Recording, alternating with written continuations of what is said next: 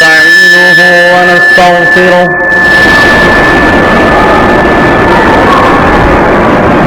ونؤمن به ونتوكل عليه ونعوذ بالله من شرور أنفسنا ومن سيئات أعمالنا من يهده الله فلا مضل له ومن يضلله فلا هادي له ونشهد أن لا إله إلا الله وحده لا شريك له ونشهد أن سيدنا محمدا عبده ورسوله أرسله بالحق بشيرا ونذيرا وداعيا إلى الله بإذنه وسراجا منيرا وصلى الله عليه وسلم تسليما كثيرا كثيرا أما بعد قال الله تبارك وتعالى في كتابه الكريم ظهر الفساد في البر والبحر بما كسبت أيدي الناس وقال تعالى في آية أخرى وإذا قيل لهم لا تفسدوا في الأرض قالوا إنما نحن مصلحون ألا إنهم هم المفسدون ولكن لا يشعرون وقال تعالى في آية أخرى ولا تفسدوا في الأرض بعد إصلاحها صدق الله العلي العظيم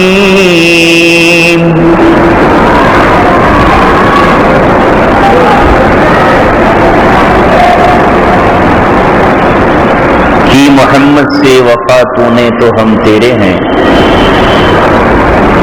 کی محمد سے وفا تو نے تو ہم تیرے ہیں یہ جہاں چیل ہے کیا لوح و قلم تیرے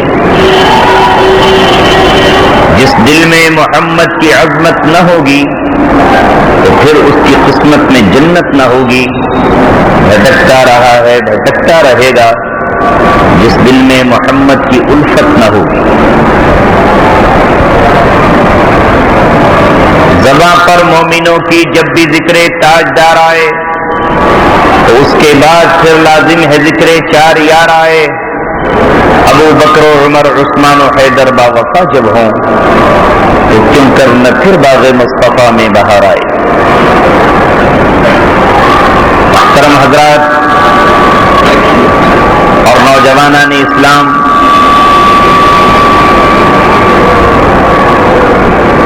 اللہ تبارک و تعالی جس سے محبت کرتا ہے اسی کو اپنا نام لینے اور اپنے نبی کی نعت پڑھنے اپنے دین کا پیغام سننے اور سنانے کا شرف عطا کرتا ہے۔ آج میری اور آپ کی خوش نصیبی ہے کہ رات کے یہ چند لمحات جو غفلتوں میں گزر جاتے، چوراہوں پر گزر جاتے، ہوٹلوں پر تبصرے میں گزر جاتے، اپنی بیوی بچوں سے ہنسی اور دل لگی میں گزر جاتے، چند نوجوانوں کی تڑپ پر ان کی دعوت پر اللہ نے ہمیں آج یہاں جمع فرمایا۔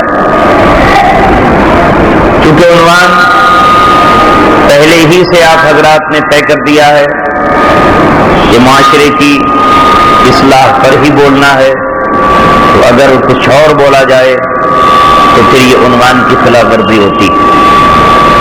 جن حضرات کو دوسرے عنوانات پر تقریر سننی ہو، میں نے ویب سائٹ پر اپنی تقریریں اپلوڈ کرا رکھی ہیں، آپ اس سے سن سکتے ہیں. بس میرا نام آپ ڈالیں مفتی عبدالسمیع قاسمی .in. بیانات نئے پرانے اس پر آ جائیں گے. ملک بھر میں گھوم پھر کر جو کچھ اللہ تبارک و تعالیٰ نے کہنے کا موقع عطا کیا اس پر آپ کو مل جائے گا، اور زندگی سلامت رہی تو آگے بھی اس پر تقاریر آتی رہیں. مسئلہ تو یہ ہے کہ حقیقت حال بھی یہی ہے کہ مسلم معاشرہ آج تباہی اور بربادی کے دہانے پر کھڑا ہے. افسوس یہ ہے کہ وہ امت جو سارے عالم کی اصلاح کے لیے برپا کی گئی تھی آج وہ خود اصلاح کی محتاج ہے. افسوس سب افسوس یہ ہے کہ ہمارے حال پر آج زمانہ ہنس رہا ہے، دنیا مسکرا رہی ہے، ان کے لبوں پر قہقہے ہیں، ٹھٹا اور مذاق ہے، اور ہم ساری دنیا کے سامنے تماشا بن گئے. ایک بیماری ہو تو اس کا علاج بتایا جائے، ایک زخم ہو تو اس پر مرہم رکھ دیا جائے، کسی ایک جگہ پھٹن ہو تو اسے سینے کی کوشش کی جائے. حال یہ ہے کہ پورا جسم زخمی ہے. پھٹن کو سیئیں تو کہاں تک، مرہم رکھیں تو کس کس مقام پر.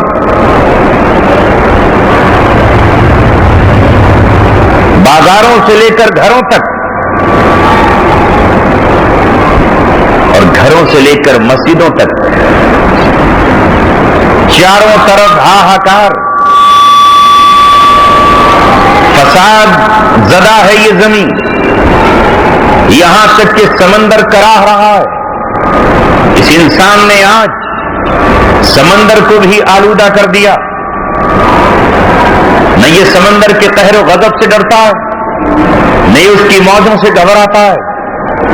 سمندر کے کنارے پہنچ کر آج کا انسان، باغی انسان کی بات نہیں ہو رہی، وہ تو اللہ تبارک و تعالیٰ کا باغی ہے ہی. جس کے پاس اللہ تعالیٰ کی شریعت نہیں اسے تو معلوم ہی نہیں کہ احکام خداوندی کیا ہیں. مگر وہ جو اپنی پیشانی پر لا الہ الا اللہ لکھے ہونے کا دعویٰ کرتا ہے، جو اپنی زبان سے لا الہ الا اللہ محمد رسول اللہ پڑھتا بھی ہے، جسے قرآن کریم پر ایمان رکھنے کا دعویٰ ہی نہیں بلکہ وہ یقین بھی رکھتا ہے. مگر آپ سمندروں کے کنارے چلے جائیے، جھیلوں پر پہنچ جائیے، قدرت کے خوبصورت مناظر پر پہنچ جائیے، وہاں یہ آج کا مسلمان، جسے مسلمان کہتے ہوئے بھی شرم محسوس ہوتی ہے، جس نے لفظ مسلمان کو بھی بدنما داغ لگا دیا ہے اور مسلمانیت کو بھی پورے عالم میں رسوا کر کے رکھ دیا ہے، وہ آپ کو ہر جگہ بدکاری، بے حیائی، فحاشی، یہاں تک کہ زناکاری تک میں ملوث ہے. پکارنے والے پکار رہے ہیں، آواز لگانے والے آواز لگاتے ہیں، مگر حال وہ ہو گیا ہے جو قوم بنی اسرائیل کا تھا، جن کو انبیاء کرام نے پکارا تو کہا ہم آپ کی آواز نہیں سن سکتے، قلوبنا غلف، اس لیے کہ ہمارے دلوں پر تالے پڑ گئے ہیں اور ہمیں آپ کی بات نہیں سننا. یہاں تک کہ جب انبیاء کرام نے ان کو پکارا تو انبیاء کرام کی آواز کو سنتے تو درکنار، جعلوا اصابعهم فی آذانہم، اپنے کانوں میں انگلیاں ٹھوس لیں، واستغشوا ثیابہم، اور اپنے کپڑوں کو اپنے چہروں پر ڈال لیا، اور واستکبروا استکبارا، اور تکبر سے اڑ گئے اور غرور سے انہوں نے اپنی گردنیں اونچی کر لیں، اور نبیوں سے کہا کہ تمہارے پاس تو مال و دولت نہیں ہے، اس لیے تم ہماری خوشحالی کو دیکھ کر جلتے ہو، تمہارے پاس چونکہ پھٹا ٹوٹا لباس ہے اس لیے ہمارے لباسوں سے تمہیں الرجی ہے، تمہارے پاس چونکہ مال و دولت نہیں ہے اس لیے ہماری تہذیب پر تنقید کرتے ہو، تمہارے پاس وہ سب کچھ نہیں ہے جو اللہ نے ہمیں دے رکھا ہے اس لیے ہم سے کہتے ہو کہ فاقہ کرو، تمہارے پاس وہ نہیں ہے یا عیش و عشرت کے لیے جو ہمیں رب نے دے رکھا ہے، تو ہم سے کہتے ہو کہ ناچ اور گانے کی محفلیں قائم نہ کرو، ساز، مزراب، سارنگیاں اور بانسریاں نہ بجاؤ، جاؤ ہم تمہاری بات نہیں سنتے، ہمیں ہماری تہذیب مبارک، تمہیں تمہاری دعوت مبارک، تمہیں تمہارا اپنا پیشہ مبارک، ہمیں ہماری یہ بے حیائی اور بد کرداری مبارک، انبیاء کرام کی آواز کو نہ سنا۔ ایسی ہی صورتحال آج مسلم امت کی ہندوستان نہیں پورے عالم میں نظر آتی ہے۔ جہاں جاؤ وہاں یہی سما ہے، در و دیوار سے قرآن مقدس کی آواز تو کیا، سال سال بھر ہمارے گھروں میں قرآن ترس جاتا ہے، قرآن روتا ہے، اس کی آیتیں ہم سے شکوہ و فریاد کرتی ہیں، قرآن ہمیں پکارتا ہے، مگر جہاں قرآن رکھا ہوا ہے وہیں قرآن کو سنا سنا کر، قرآن کو دکھا دکھا کر ناچنے گانے والیوں کو اپنے گھروں میں لایا جاتا ہے، اور وہ نغمے، وہ گیت، وہ گانے، وہ سب کچھ کیا جاتا ہے جسے دیکھ کر قرآن روتا اور پکارتا ہے، اور ہم سے یہ کہتا ہے کہ تیرے پاس 5 منٹ نہیں جو تو مجھے اپنی زبان سے تلاوت کر لے، تو پورا قرآن نہ پڑھ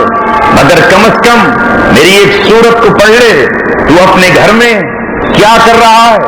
تجھے یہ ہوش نہیں کہ تو نے اپنے معصوم بچوں کے ذہنوں کو برباد کر دیا، تو نے اپنی بیٹی کی آنکھ کی غیرت کو دھو کر ختم کر دیا، تو نے اپنے معصوم بچوں کے ذہنوں میں کیچڑ اور گدلے پانی کو داخل کر دیا۔ یہ معصوم آنکھیں جو بالکل بے گناہ تھیں، یہ معصوم ذہن جو بالکل پاکیزہ تھا، یہ قلبی معصوم بچے کا جو بالکل مقدس اور مطہر تھا، لیکن تو نے اس دل پر بھی بے حیائی کی لکیریں کھینچ دیں، اور ابھی سے اس معصوم بچے کو تو نے زناکاری کرتے ہوئے یا زناکاری کی طرف مائل کرتے ہوئے ایسے لوگوں کو دکھایا جن پہ قدرت لعنت بھیجتی ہے اور جن کے سائے سے بھی ہمیں بچنے کا حکم دیا ہے۔ ہائے افسوس مسلمانوں، افسوس مسلمانوں، ہم کہاں تھے اور کہاں چلے گئے؟ آج سے 1450 سال پہلے یہی قرآن اللہ تبارک و تعالیٰ نے آپ کو سپرد کیا تھا، اور اس قوم کو یہ کہہ کے معزول کر دیا تھا جس کو تورات دی گئی تھی کہ تم نے تورات کا حق ادا نہیں کیا، اس قوم کو اللہ تبارک و تعالیٰ نے اپنے در سے دھتکار کر، پھٹکار لگا کر، ٹھوکریں لگا کر، لعنت بھیج کر، اپنا غضب اور غصہ ان پہ نازل کر کے یہ کہہ دیا تھا کہ تم نے اللہ تبارک و تعالیٰ کی کتاب انجیل کی قدر نہ کی، تم نے حضرت عیسیٰ کی قدر نہ کی، اور تم ان کے خلاف اٹھ کھڑے ہوئے، لہذا تمہیں معزول کیا جاتا ہے، تمہیں عہدے سے ہٹایا جاتا ہے، تمہیں جو منصب دیا تھا وہ تم سے چھین لیا جاتا ہے، تمہیں جو اللہ تبارک و تعالیٰ نے اپنا بنایا تھا اب اپنے در سے تمہیں دور کیا جاتا ہے، اور ایک قوم کو اللہ تبارک و تعالیٰ نے منتخب کیا جسے اللہ رب العزت نے قرآن دیا کہ اٹھو اور اس قرآن کو لے کر نکل کھڑے ہو، 4 دانگے عالم میں تمہارا ہی اقبال ہوگا اور تمہاری ہی سربلندی کے ترانے کائنات کا ہر ذرہ گائے گا۔ اے مسلمانوں، کیوں یاد نہیں کرتے؟ یہ تم ہی تھے کہ اللہ تبارک و تعالیٰ نے خانہ کعبہ کی چابیاں تمہارے سپرد کی، اور خانہ کعبہ کو بتوں کی آلودگی سے پاک کرنے کے لیے تمہارا ہی انتخاب کیا۔ اللہ تبارک و تعالیٰ نے تمہیں ہی منتخب کیا کہ دنیا کی ہر قوم سے جا کر کہہ دو شراب کا پینا حرام، شراب حرام، نشہ حرام، اور نشہ آور چیز حرام، شراب کے مٹکے توڑ ڈالو، شراب کے جاموں کو پھوڑ ڈالو، شراب پینے والوں کو بتا دو اور یہ اعلان کر دو کہ تم شراب آج سے معاشرے میں نہیں پی سکو گے، اور اگر پیو گے تو تمہیں اسلام کی سزا سے دوچار ہونا پڑے گا، تمہارا کرتا اٹھا کر تمہاری کمر پر کوڑے برسائے جائیں گے۔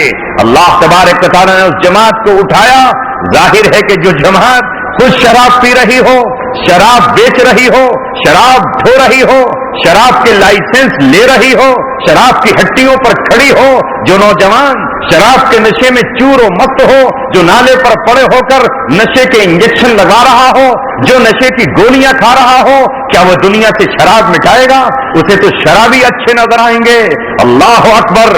ہماری اور تمہاری حیثیت زمین پر یہ تھی کہ جس طرح اندھیری رات میں ایک شمع پورے اندھیروں سے لڑتی ہے، جس طرح اندھیری رات میں ایک چراغ پوری رات کو چیلنج کرتا ہے اور یہ کہتا ہے کہ میں اجالا ہوں، جس طرح ایک جگنو پوری رات کو بے قرار و بے تاب رکھتا ہے کہ اے رات جب تک تو اندھیرے کے ٹکڑے گراتی رہے گی میں اجالے کی روشنی سے لوگوں کی رہنمائی کرتا رہوں۔ مگر افسوس،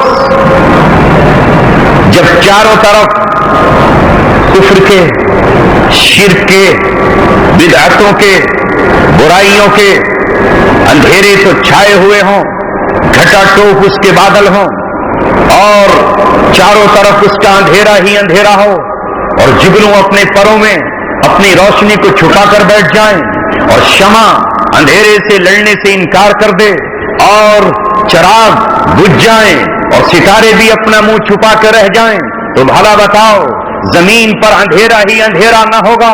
کیا معصوم بچے اس اندھیرے سے نہ گھبرائیں گے؟ کیا پرندے اس اندھیرے سے گھبرا کر سہم نہ جائیں گے؟ کیا پرندوں کے بچے اس اندھیرے سے خوفناکی اور ہیبتناکی محسوس نہیں کریں گے؟ یقیناً کریں گے۔ روئے زمین پر مسلمانوں کی حیثیت وہ تھی جو اندھیری رات میں ستاروں کی ہوا کرتی ہے، جس طرح سورج چھپ جاتا ہے، بدلیوں میں چلا جاتا ہے، لیکن سورج سے روشنی لے کر چاند چمکتا ہے اور ستارے دمکتے ہیں۔ اسی طرح محمد رسول اللہ صلی اللہ علیہ وسلم زمین پر 63 سال رہے اور 12 ربیع الاول 11 ہجری کو آپ اس طرح پردہ فرما گئے، جس طرح سورج چھپ جاتا ہے، ختم تو نہیں ہوتا، فنا تو نہیں ہوتا، مٹ تو نہیں جاتا، مگر کچھ گھنٹوں یا کچھ وقت کے لیے چھپ جاتا ہے، مگر سورج سے روشنی لے کر ستارے چمکتے ہیں اور رات کا مقابلہ کرتے ہیں۔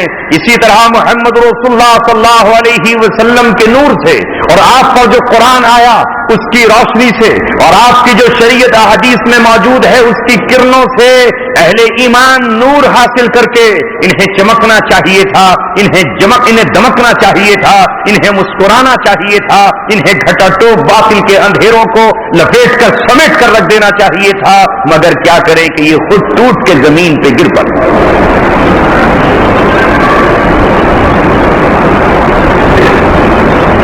کس برائی کو میں معاشرے کی آپ کے سامنے رکھوں آپ از خود جانتے ہیں، مگر ظاہر ہے کہ سوائے کہنے کے کوئی چارہ بھی نہیں۔ نہ کہیں تو اس زبان سے کل پوچھا جائے گا، نہ بولیں تو اس گلے کو کل قیامت میں پکڑ لیا جائے گا۔ ہم نے تمہیں بولنے والی زبان عطا کی، ہم نے تمہیں بلند آواز دی، کہنے کا سلیقہ دیا، تم نے قوم کو سمجھایا کیوں نہیں، لوگوں کو روکا کیوں نہیں؟ ظاہر آج ایک خطیب، ایک ادیب، ایک واعظ، ایک مقرر جس کی جو حیثیت ہے وہ آپ سے کہہ رہا ہے، لیکن اے نہ ماننے والوں، اگر آپ آوازیں نہ سنیں گے ڈرانے والوں کی، اگر آپ آوازیں نہ سنیں گے ان لوگوں کی جو اللہ تبارک و تعالیٰ کی طرف بلا رہے ہیں، تو اللہ تعالیٰ نے اپنی کتاب میں صاف فرما دیا ہے کہ کل جہنم کے گڑھوں میں جب یہ لوگ پڑے ہوئے ہوں گے اور جہنم کے داروغہ اور جہنم کے ذمہ داران ان سے پوچھیں گے الم یاتکم نذیر، کیا تمہارے پاس کوئی ڈرانے والا نہیں آیا؟ کہیں گے بلا، کیوں نہیں، قد جاءنا نذیر، ہمارے پاس ڈرانے والا آیا تھا۔ فکذبنا، ہم نے اسے جھٹلا دیا۔ کل نبیوں سے کہا گیا جاؤ، چلے جاؤ، کیا ہے تمہارے پاس؟ آج نبیوں کے جو سچے اور حقیقی وارث ہیں علماء ربانیین اور علماء حق، ان سے کہہ دیا جاتا ہے چلے جاؤ ملا جی، جاؤ، آپ کو کیا لینا دینا ہے؟ بیٹا میرا، بیٹی میری، میں ناچنے گانے والی طوائفوں کو لاؤں؟ یا ہاتھی پر اپنے بیٹے کی بارات لے جاؤں؟ میں اونٹ پر اپنے بیٹے کو بٹھا کر لے جاؤں یا گھوڑے پر اسے سوار کر کے لے جاؤں؟ تم کون ہوتے ہو مجھے روکنے والے؟ مجھے میرے رب نے مال دیا ہے، دولت دی ہے، خزانے دیے ہیں، ثروت دی ہے، میں زندگی میں عیش نہ کروں تو پھر کون کرے گا؟ لیکن عالم ربانی کہتا ہے، سن اللہ تبارک و تعالیٰ کہتا ہے وَلَا تُسْرِفُوا، اسراف مت کر، اللہ تبارک و تعالیٰ اس اسراف کا تجھ سے حساب لے کر رہے گا۔ ان المبذرین کانوا اخوان الشیاطین، جو بلا ضرورت خرچ کریں گے وہ شیطان کے بھائی ہیں، اور اللہ تبارک و تعالیٰ کل قیامت میں ان سے پوچھ کر رہے گا کہ جب چند معصوم بچے روٹی کے چند ٹکڑوں کے لیے تڑپ رہے تھے، اور جب چند جسم چیتڑوں کے بغیر ننگے تھے، اور جب چند بیوائیں ہاتھ پھیلا کر بھیک مانگ رہی تھیں، تو کبھی ان کے ہاتھ پر روپے 2 روپے رکھنے کی تجھے توفیق نہیں ہوئی۔ وہ شام کے وقت جب گھر لوٹی تو اس کے بچوں نے اپنی ماں سے کہا، ماں کیا آج تجھے کسی بھیک دینے والے نے بھیک دی ہے؟ تو اس کی آنکھ میں آنسو آئے اور اس نے یہ کہا، میں نے مسجد کے دروازے پر بھی اپنی جھولی پھیلائی، اور میں نے راستے میں چوراہے پر بیٹھ کر بھی اپنا دامن پھیلایا، میں نے یتیم بچوں تمہاری دعائی دی، میں نے تمہارا واسطہ دیا، میں نے بھوک بھوک پکارا، مگر ہر ایک یہ کہہ کر چلا گیا کہ یہ تو پیشور عورت ہے، مجھے اس پر 1-2 روپے دے کر کے اپنے مال کو کم نہیں کرنا۔ کیا دیں گے ہم اس وقت قیامت میں جواب؟ کہنے کو تو ہم سب کے سب عاشق رسول ہیں، ہم سب صحابہ کے مداح ہیں، ہم سب عمر ابن خطاب سے محبت کرنے والے ہیں، مگر وہ عمر ابن خطاب جو رات کے اندھیرے میں نکلتا ہے، گھر گھر کے پیچھے کھڑے ہو کر یہ دیکھتا ہے کوئی بچہ رو تو نہیں رہا، کوئی یتیم بلبلا تو نہیں رہا، کوئی بیوہ عورت فریاد تو نہیں کر رہی، خود نکلتا ہے، اپنی پولیس کو نہیں، انٹیلیجنس کو نہیں، غلاموں کو نہیں، بلکہ خود نکل کر یہ پوچھتا ہے، اور آخرت میں جواب دہی کا احساس اس کو رات کو سونے نہیں دیتا، مسلح سے اٹھ کر چلا جاتا ہے۔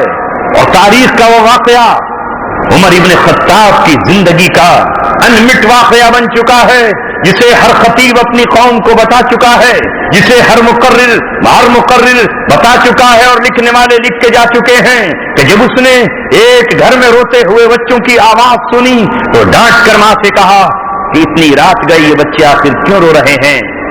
جب اس بوڑھی عورت نے یہ کہا، میرے پاس پکانے کو کچھ نہیں ہے، میں نے چند پتھر پانی میں ڈال کر ان کو بہلانے کے لیے ابالے ہیں، بچے ہیں، نیند کچی ہے، روتے روتے سو جائیں گے، شاید صبح کے اجالے کے وقت اللہ تبارک و تعالیٰ کی طرف سے کوئی نصرت اور مدد آ جائے۔ جا راہ کے چلتے مسافر، تجھے ہم سے کیا لینا دینا؟ ہم غریب ٹھہرے، تو راہ کا مسافر ٹھہرا، ہمارے غم میں بس جا، ہمارے لیے دعا کر دینا۔ یہ سنتے ہی عمر ابن خطاب کی گھگی بن گئی اور ہچکیاں نکل گئیں، اپنے مکان میں آئے اور وہ تمام ضرورت کے سامان جو بچوں کی خوراک کو پورا کر سکتے تھے لے کر آئے۔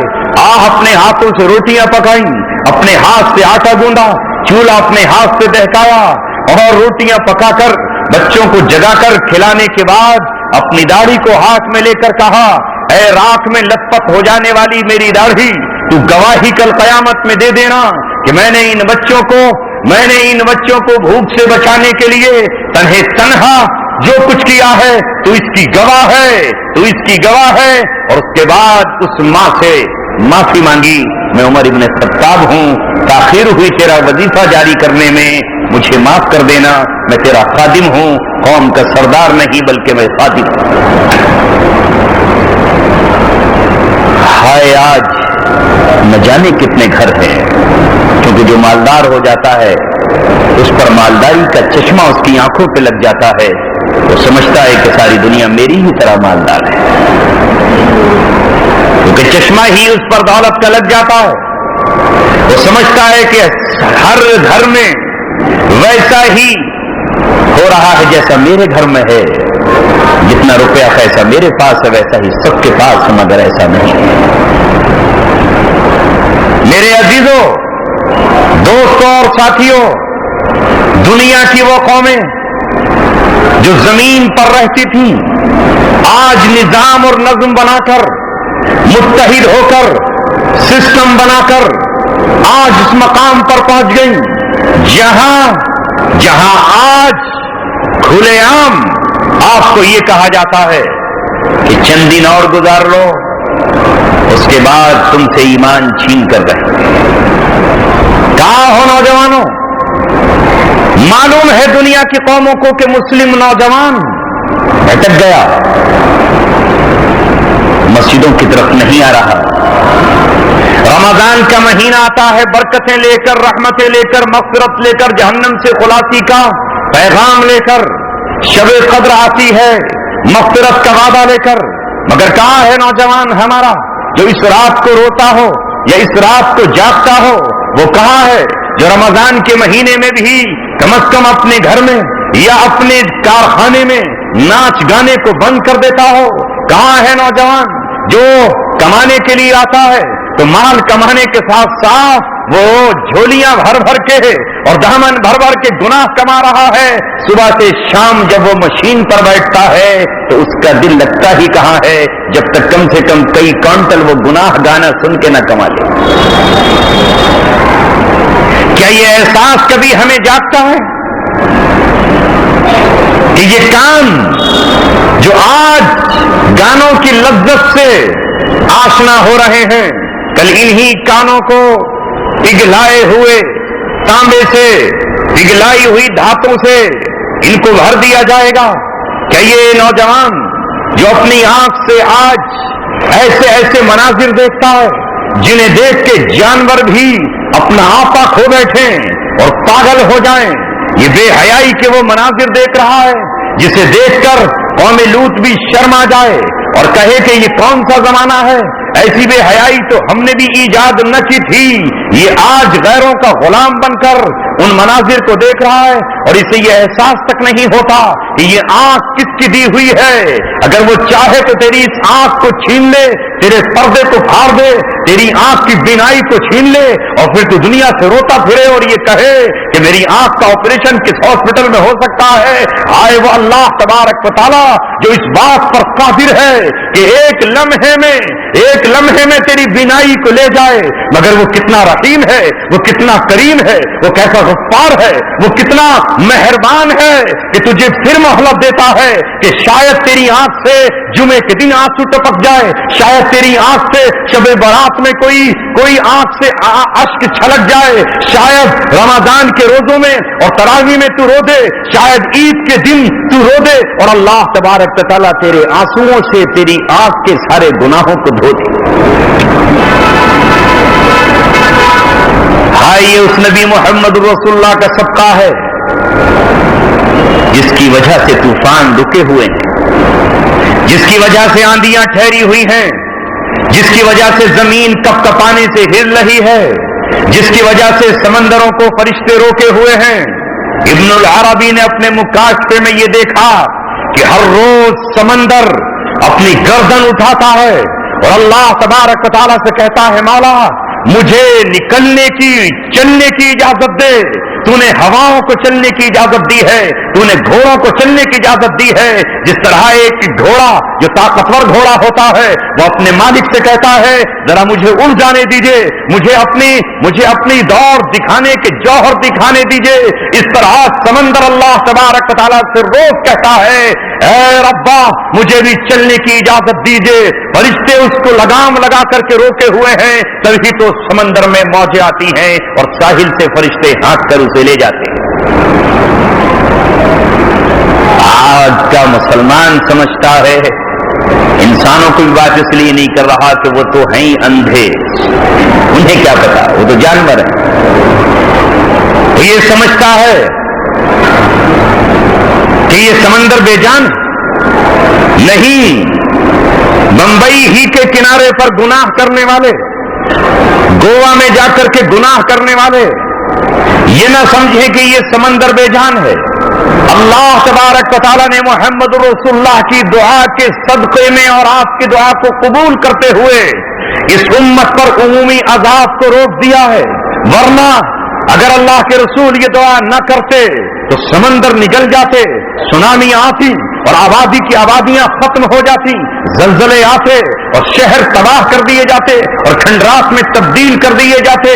یہ جو کچھ اللہ تبارک و تعالیٰ ہلکی سی جھلک دکھاتا ہے یہ اس لیے دکھاتا ہے کہ اے توبہ کرنے والوں توبہ کر لو، اے رب سے ڈرنے والوں رب سے ڈر جاؤ. کہیں ایسا نہ ہو کہ رات کو سو تو صبح کا سورج بھی نصیب نہ ہو. ہمیں سوچنا چاہیے، ہائے ہونا تو یہ چاہیے تھا کہ ہم رات کو 2 رکعت نماز صلاۃ التوبہ کی پڑھ کے سوتے، وضو کر کے سوتے، توبہ کر کے سوتے کہ اے مولا اس دور میں ہم ہیں کہ چاہتے ہوئے بھی گناہ سے نہیں بچا جا رہا، پوری فضا آلود ہو چکی ہے. اللہ تبارک و تعالیٰ نے بار بار یہی ہم سے کہا. میں نے 3 آیتیں فساد سے متعلق آپ کے سامنے پیش کی ہیں. اللہ تبارک و تعالیٰ کہتا ہے وَلَا تُفْسِدُوا فِي الْأَرْضِ بَعْدَ إِصْلَاحِهَا، زمین کی اصلاح کے بعد اسے فساد زدہ مت کرو. فساد کیا ہے؟ ہر وہ کام جو اللہ تبارک و تعالیٰ نے کرنے کا حکم دیا ہے وہ ہم نہ کریں، اور جس سے ہمیں روکا ہے اس سے نہ رکیں. یہی فساد ہے، یہ فساد ہے. اللہ تبارک و تعالیٰ نے ہم سے یہ کہا کہ ہم اپنے مال میں سے جب سال گزر جائے تو 2.5% زکوٰۃ نکال کر ان کی چوکھٹ پہ رکھائیں، ان کو جا کر کے پہنچائیں جو اس کے مستحق ہیں. یہ 2.5% ہمارا نہیں ہے، یہ امت کی بیوہ کا ہے، یہ امت کے یتیموں کا ہے، یہ اس مقروض کا ہے جو قرضے میں گر گیا ہے، یہ اس قیدی کا ہے جس کی گردن قید میں ہے اور وہ آزاد نہیں ہو رہا، یہ اس مجاہد کا ہے جو اللہ تبارک و تعالیٰ کے راستے میں جہاد کر رہا ہے، قتال کر رہا ہے اور اسلامی سرحدوں کی حفاظت کر رہا ہے، اور دشمنوں کے سینوں پر وہ اللہ تبارک و تعالیٰ کی دیوار بن کر کھڑا ہے. یہ اس کو جا کر پہنچا دے. یہ اس مسافر کا حق ہے جو سفر کی حالت میں بیچارہ غریب ہو گیا ہے اور اس کے پاس مال نہیں بچا ہے. یہ وہ ہے، یہ اللہ تبارک و تعالیٰ نے 8 مصرف اس کے بتائے ہیں. تیرا یہ حق نہیں ہے. اگر کوئی قوم اس زکات کو روک لے گی اور یہ کہے گی اس کا بھی میں حقدار ہوں، میں نے کمائے ہیں 100 روپے، 100 کے 100 میرے ہیں، میں نے 1 لاکھ کمائے ہیں یہ 1 لاکھ میرے ہیں، میں نے 10,000 کمائے ہیں یہ میرے ہیں. نہیں، اگر تو نے 1 لاکھ کمائے ہیں تو 97,500 تیرے ہیں، 2,500 تیرے ان بھائیوں کا حق ہے جن کو اللہ تبارک و تعالیٰ نے اس قابل نہیں بنایا، تیرا نہیں ہے. اسی طرح جب باپ کا انتقال ہو گیا اور باپ نے وراثت چھوڑی تو اب وراثت میں صرف لڑکوں کا حق ہی نہیں عورتوں کا بھی حق ہے. یہ اللہ تبارک و تعالیٰ بیان کر چکا ہے یوصیکم اللہ فی اولادکم للذکر مثل حظ الانثیین. اللہ تبارک و تعالیٰ وصیت کر رہا ہے. ایک انسان اپنے باپ کی وصیت کو ماننے کے لیے سب کچھ قربان کرنے تیار ہو جاتا ہے. اپنے استاد کی وصیت کو ماننے کے لیے سب کچھ قربان کر دے گا. ابا جان نے وصیت کی تھی کہ فلاں شخص نماز پڑھائے تو اسے ڈھونڈ کر لائے گا کہیں بھی ہو، حالانکہ یہ وصیت ضروری نہیں ہے کہ اس پہ عمل کیا جائے. جو مستحق ہے نماز جنازہ کا وہی نماز جنازہ پڑھائے، مگر اس کو کہتا نہیں صاحب فلاں کی وصیت کی تھی فلاں صاحب ہی نماز پڑھائیں. جو اللہ تبارک و تعالیٰ نے وصیت کی کہ یہ مرد جو وراثت چھوڑ کر جا رہا ہے یا عورت جو وراثت چھوڑ کر جا رہی ہے، اس وراثت میں فلاں فلاں کا حق ہے، اس میں کمزوروں کا بھی حق، اور کمزور میں عورت بھی ہے، کمزور میں بچہ بھی ہے، کمزور میں یتیم بھی ہے. لہذا ان کو حق دو. مگر ہو وہی رہا ہے کہ جس طرح زمانہ جاہلیت میں लोगों ने अपना कानून बना रखा था ज़माने जाहिलियत में, अरबों के यहाँ जी वो गरीब कानून था, वहां कानून ये था कि विरासत उसको मिलेगी जो घोड़े की पीठ पे सवार होकर तलवार के जौहर दिखा सके और दुश्मनों को अपने नेज़ों से छलनी कर सके।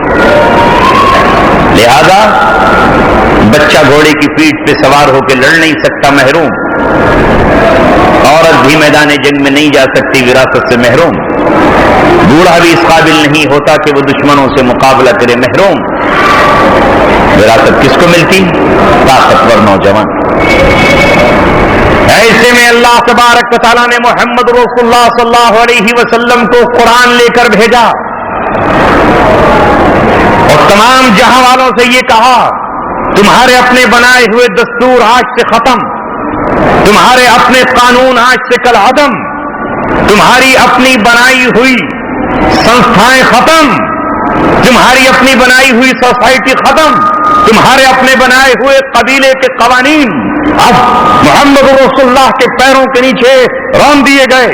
जो कानून मोहम्मद रसूलुल्लाह लेकर आए हैं वो सुबह कयामत तक चलेगा, और जो मोहम्मद रसूलुल्लाह का कानून न माने, वो चाहे आपका चचा ही क्यों ना हो या वो आपका भतीजा ही क्यों ना हो, वो आपका भाई ही रिश्ते का क्यों ना हो, वो मोहम्मद रसूलुल्लाह का भी बागी कहलाएगा और अल्लाह तबारक व तआला का भी बागी कहलाएगा, चाहे वो पैदा मक्का ही में क्यों ना हुआ हो और यहां तक कि उसकी मां ने उसे तवाफ करते ही क्यों ना जना। अबू लहब या अबू जहल के बारे में यही आता है कि इसकी मां तवाफ कर रही थी और वही तवाफ करते करते पैदा हो गए। आज तो लोग समझते हैं कि हम फलां इलाके में पैदा हो गए तो बस अब तो सबसे आला, सबसे अफजल, सबसे बढ़कर हम सा कौन थे। क्या गर्रा है लोगों को। बाज लोग इसी बात पे फख्र करते हैं कि हम हिंदुस्तानी। ये कौन से फख्र की चीज है? ये कौन से फख्र की चीज है? चलो मक्के वाले फख्र करें कि हम मक्का में रहते हैं तो बात लगती है, मदीना वाले फख्र करें कि हम मदीना में रहते हैं तो बात दिल को जचती है, फलस्तीन बैतुल मुक़द्दस में रहने वाले ये बात कहें कि हम अंबिया की सरजमीन पर रहते हैं तो ये फख्र की बात है। मगर लोग कहते हैं नहीं, हम तो ऐसे खित्ते में रहते हैं जहां चारों तरफ कुफ्र और शिर्क की अलगार है। क्या कहने, सुभान अल्लाह। जहां शिर्क का एक भी नामो निशान न हो, वो फख्र करें कि हम जिधर जाते हैं वहां तौहीद ही तौहीद है, तौहीद ही तौहीद है। चारों तरफ अजान ही अजान की आवाजें हैं, कुछ भी यहां पर नहीं है। यहां है ही नहीं कि कोई ये देखे इस किनारे से उस किनारे तक यहां अल्लाह तबारक व तआला के अलावा किसी और की परस्तिशी नहीं हो रही है, तो वह समझ में भी आती है। मगर उनको भी नबी पाक सल्लल्लाहु अलैहि वसल्लम ने कहा कि जमीन और खित्ते की बुनियाद पर तुम्हें भी फख्र करने का कोई मकाम नहीं है। मगर आज तो यहां पैदा हो रहा है, कह रहा है कि सब मुझे बड़ा फख्र है।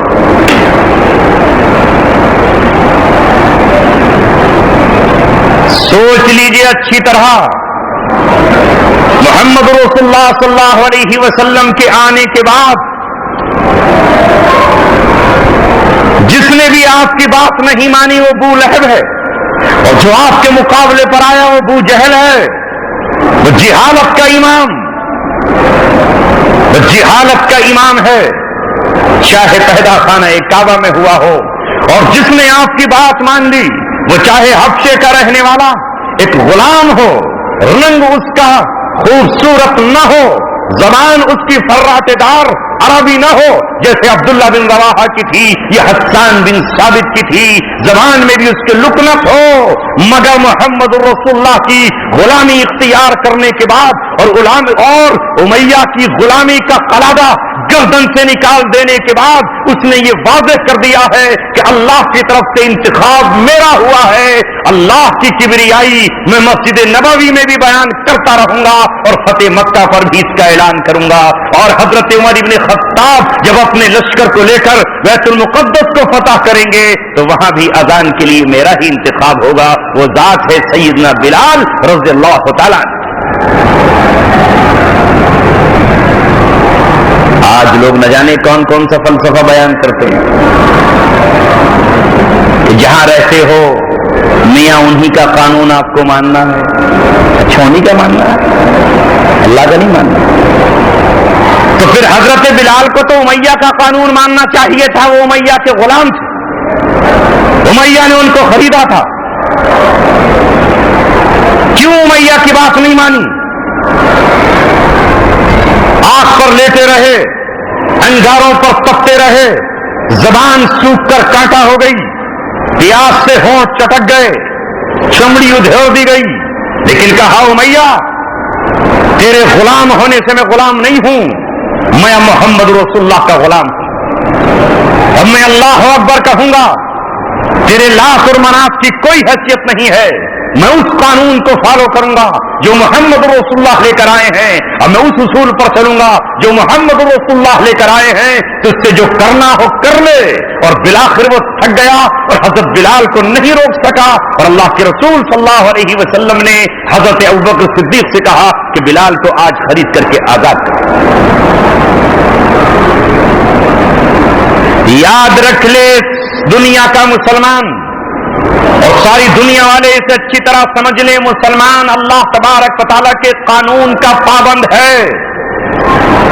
انسانوں کا جو قانون اللہ تبارک و تعالیٰ کے قانون سے ٹکرائے گا، مسلمان اسے اپنی ٹھوکر میں رکھے گا اور اسے کچل دے گا، اسے رون ڈالے گا، چاہے اس کے لیے اسے کتنی ہی بڑی قربانی کیوں نہ دینی پڑے۔ دنیاوی ظالم ڈکٹیٹر اتنا ہی تو کر سکتے ہیں کہ پھانسی کے پھندوں پر لٹکا دیں، اتنا ہی تو کر سکتے ہیں کہ وہ چیر کر دو ٹکڑے کر دیں۔ تو اسی بات پر تو سمیہ نے، ماں سمیہ نے مکہ میں اپنے جسم کے دو ٹکڑے کرا کر یہ بتایا کہ ابو جہل تیری بات نہیں، محمد رسول اللہ کی بات مانے، اس سے ٹکڑے کرنا ہے کر دو۔ تو عرض یہ کر رہا تھا میں کہ جاہلیت کے جو دستور بنا رکھے تھے، قرآن نے کہا ختم، اب وراثت کس کو ملے گی؟ جو اللہ نے بیان کی ہے وہ ملے گی۔ لہذا اللہ تبارک و تعالیٰ نے کہا کہ باپ کی وراثت میں بیٹے کے اگر 2 حصے ہیں تو بیٹی کا آدھا حصہ ہے۔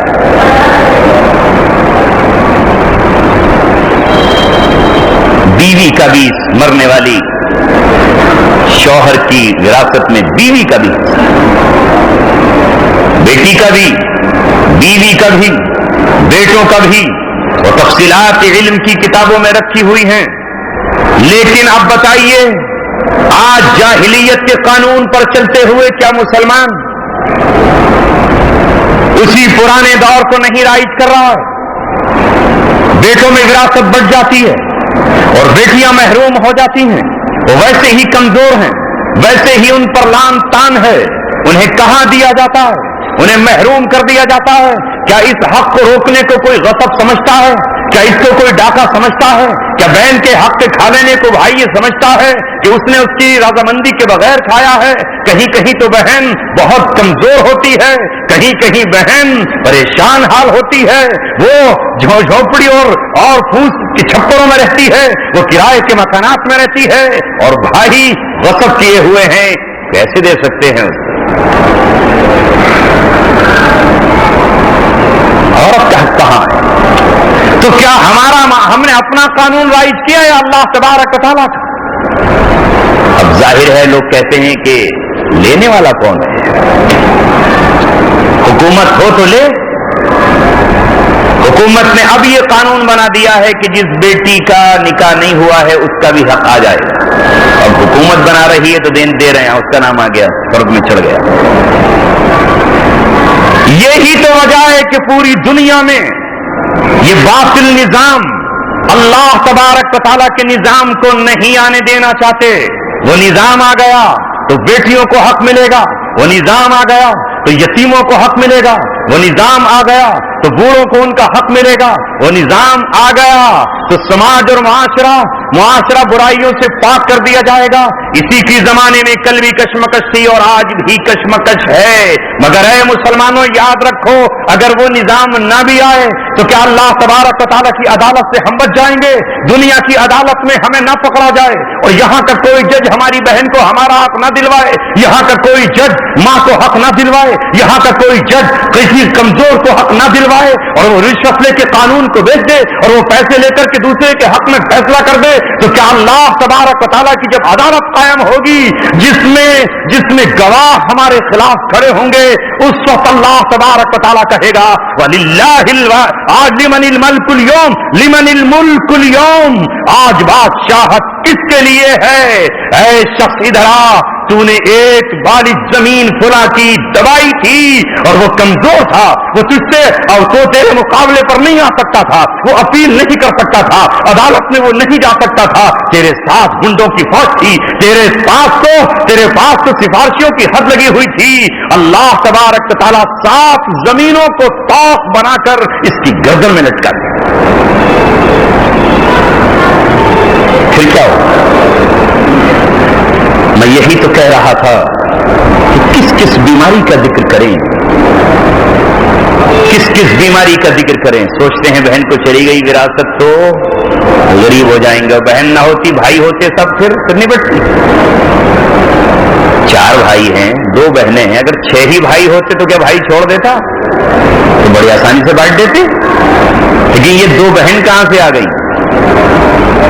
یاد رکھیے، جو لوگ یہ سمجھتے ہیں کہ ہم نے جہیز میں اپنی بہن کو، یا باپ سمجھتا ہے میں نے اپنی بیٹی کو جہیز میں جو کچھ دیا ہے یہ وراثت ہے، نہیں، وراثت موت کے بعد آتی ہے۔ زندگی میں جو آپ دے رہے ہیں وہ ہدیہ اور تحفہ ہے، کسی شکل میں آپ دے رہے ہیں تو آپ اسے کہہ ہی نہیں سکتے۔ تو یہاں بیٹے کو نہیں دیتے، بیٹے کو بھی تو آپ دیتے ہیں، تو اسے وراثت کیوں نہیں بتاتے؟ یہاں بیٹے پر بھی تو خرچ کرتے ہیں، بیماری آتی ہے تو بیٹے پر لاکھوں روپے خرچ کرتے ہیں، اس کی تعلیم پہ خرچ کرتے ہیں، اور اس کے لیے کیا زیورات نہیں چڑھاتے ہیں؟ اس کو تو نہیں کہتے وراثت دے دی ہم نے بیٹے کو، تمہارا نہیں۔ اللہ اکبر۔ بہرحال ہمیں اللہ تبارک و تعالیٰ کی عدالت سے ڈرنا چاہیے جس میں کوئی سفارشی نہیں۔ کسے ہم سفارشی پائیں گے؟ ہمیں غلط فہمی نہ ہو کہ قرآن ہمارے حق میں کھڑا ہو جائے گا، محض تراویح میں ہم نے قرآن سن لیا تو سن کر قرآن ہمارے حق میں کھڑا ہو جائے گا۔ قرآن کریم کہے گا سنا تو تو نے مجھے، لیکن میں خالی سننے کے لیے آیا تھا، میں تو اللہ تبارک و تعالیٰ کے قانون اور کانسٹیٹیوشن بن کر آیا ہوں۔ میں کبیر داس کے دوہے کی طرح کوئی دوہا تھوڑی تھا، میں رحیم اور افغان کی طرح کویتائیں تھوڑی تھا، میں تو اللہ تبارک و تعالیٰ کی کتاب بن کر آیا تھا۔ تو نے میرے ساتھ ظلم یہ کیا ہے کہ جو میں تجھ سے کہہ رہا تھا وہ تو نے نہیں کیا، تو نے حقدار کو حق نہیں دیا۔ میں نے تجھ سے کہا کہ سود نہ لے نہ دے، میں سودی نظام کو مٹانے کے لیے آیا تھا۔ سود پورے زمین پر اتنا بڑا فساد ہے، یہ مالی فساد ہے جس سے پوری دنیا گڑبڑا جائے گی۔ تو سود کو مٹانے کے لیے آیا، تو سود خوروں کو پکڑنے کے لیے آیا، تو ان سے جنگ کرنے کے لیے آیا۔ میں نے تو یہ کہا تھا فَإِن لَّمْ تَفْعَلُوا فَأْذَنُوا بِحَرْبٍ مِّنَ اللَّهِ وَرَسُولِهِ، اگر سود خور سود سے باز نہیں آتے، اگر سودی لین دین کرنے والے سود سے نہیں رکتے اور سمجھانے کے باوجود نہیں مانتے، تو وہ اللہ کے رسول سے جنگ کے لیے تیار ہو جائیں۔ تو اللہ کے رسول کا غلام نہ تھا کہ تو محمد کے لشکر کا سپاہی نہ تھا کہ تو اللہ تبارک و تعالیٰ کی فوج کا سپہ سالار نہیں تھا؟ تو نے سود خوروں سے جنگ کی، تو خود سود خوروں سے کہہ رہا تھا کہ بتاؤ کون سی اسکیم اچھی ہے۔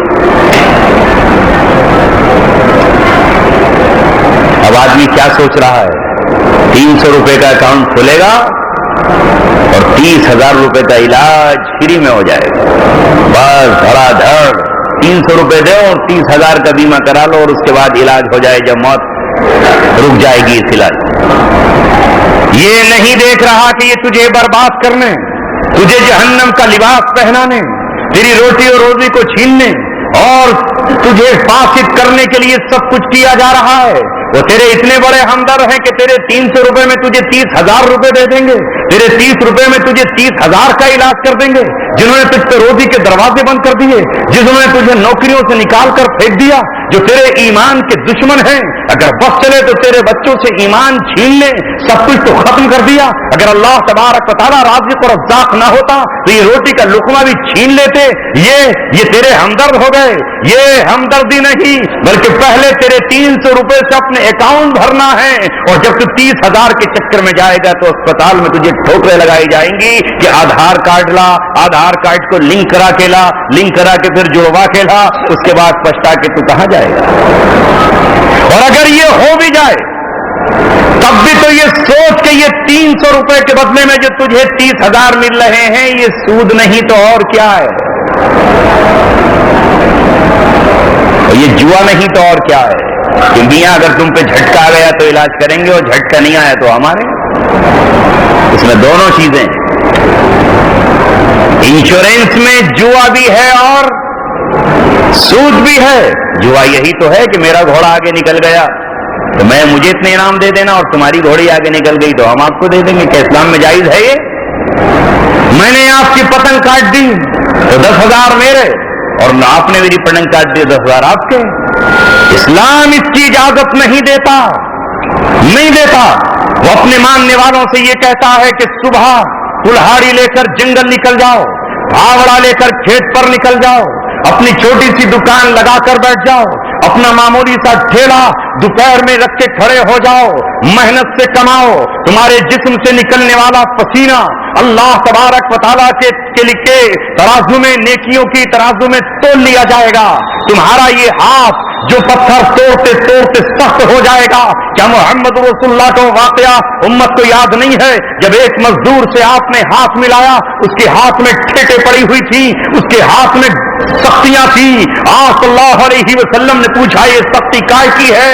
کہا لکڑیاں کاٹتا ہوں، کلہاڑا چلاتا ہوں، اس لیے ٹھیٹے پڑ گئی ہیں. آپ نے اس کے ہاتھ کو آگے بڑھایا اور آگے بڑھا کر کہا ناولنی یدک، اپنا ہاتھ آگے بڑھا، اور محمد رسول اللہ نے ان مبارک ہونٹوں سے جن پہ قرآن کی تلاوت ہوا کرتی تھی، ان مبارک ہونٹوں سے اس کی ان ٹھیٹوں کو چوم کر بوسہ دے کر یہ بتایا کہ یہ ہاتھ کتنا مقدس اور پاکیزہ ہے.